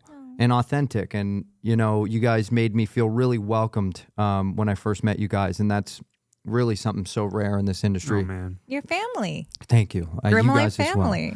Yeah. So It means a lot that you guys came on the show. You know, you guys, I've looked up to you guys for a long time since the Savini video, and I've loved your channel. And everybody at home, if you aren't already subscribed to Grim Life Collective's channel, please go subscribe to Grim Life Collective's channel. Or else. But I appreciate Or no you guys. hugs for you. No hugs. And she'll bite your head, I believe, right? You're a head biter? I'm a biter in general. I think I kind of tend to bite. I've been gnawing a little bit on the microphone. Yeah. I think I saw maybe a Q&A with you guys where you said you would chew on people's hair. She's a goat. I got nervous tics for sure. Yeah. I do. Yeah. My anxiety gets crazy sometimes. And when we're meeting people at meet and greets, to break the ice and to help comfort them more, because we've had people break down and cry because of the built up anxiety and things like that. I just start playing with people's hair. I'll sniff your hair, you know, if I think it's going to get you to laugh or something like that. And I think it became like almost this thing, right? There's a billy goat on screen Billy eating hair. goat. Oh yeah, he's eating her ponytail. That Beautiful timing, Chris. Thank you. it's just, you know, we're all human and we're just nerds, you Yeah. know, and it breaks my heart to think that I might be making somebody feel uncomfortable. And so, yeah, you never know when you meet us. I could hug you, bite you, or smell your hair. I mean, And we love everybody that we meet. yeah, And especially when it comes to, speaking of eating hair at horror conventions, we don't care if somebody shows up and buys a t-shirt or a sticker or wants an autograph or anything. Just the fact that they came out to say hello is more than ever enough. A lot of times, well, pretty much every show, we are the first people there, usually before the vendors get there, and we're the last people to leave. mm-hmm. We did a show in Toronto. We stayed there 4 hours after it closed and just met and hung out with people. And like, cause there was a line of people to meet us. And like, we wanted to see every single person. Yeah, it's You amazing. know what I mean? And it's just, we just love it. We're very thankful. And a from lot of people fans. drove a lot. Yeah. Like some people drove 8 hours to be there from the other side of Canada. Yeah. I wasn't going to turn anybody away. So what do you guys have coming up next? Like, where are the next places that people could drive out and meet you guys? We're doing a show in the Inland Empire, just on the outskirts of Los Angeles, called CreepyCon. And then from there, we're going to Pittsburgh, my hometown, to do a show there called Horror Realm. And then Days of the Dead, Chicago. And then back, big cross-country trip. Amazing. And then we're also going to go back to Europe this year. Oh, and you guys are obviously going to be pumping out more content from Europe, which your guys' last Europe trip was amazing. If that was the first time you guys ever went out of the First country, I ever. can't wait for the Yeah. second one. So thank you guys so much for coming in today. Everybody, go follow Grim Life Collective on YouTube. Goodbye, Michael and Jessica. Thank you guys. Toodaloo, Scooby-Doo. Peace. We got to give the signature peace. What? Real quick, are we still on? Are we still live? Yeah, we're still on. So we always tell people be there or be, we don't say square. Yeah. We say be there or be coffin shape. Yeah, well, you know, it's fun. You've seen Pulp Fiction. Yeah. When Yeah. she says that it's a rectangle. It I'm is. so right? confused at why they didn't just make it a square. Yeah. I would have shot it again. I'd have been like, what was her name again? I almost said Uma Mia. Thurman? Yeah, Uma. But I called Mia her was Mia. her name in the movie. Yeah, I would have just been like, do it one more time. That was a little rectangular, but whatever. Thank you guys so much for coming Thank you in, for having us. and I appreciate it. Peace, everybody. Bye. Until next time.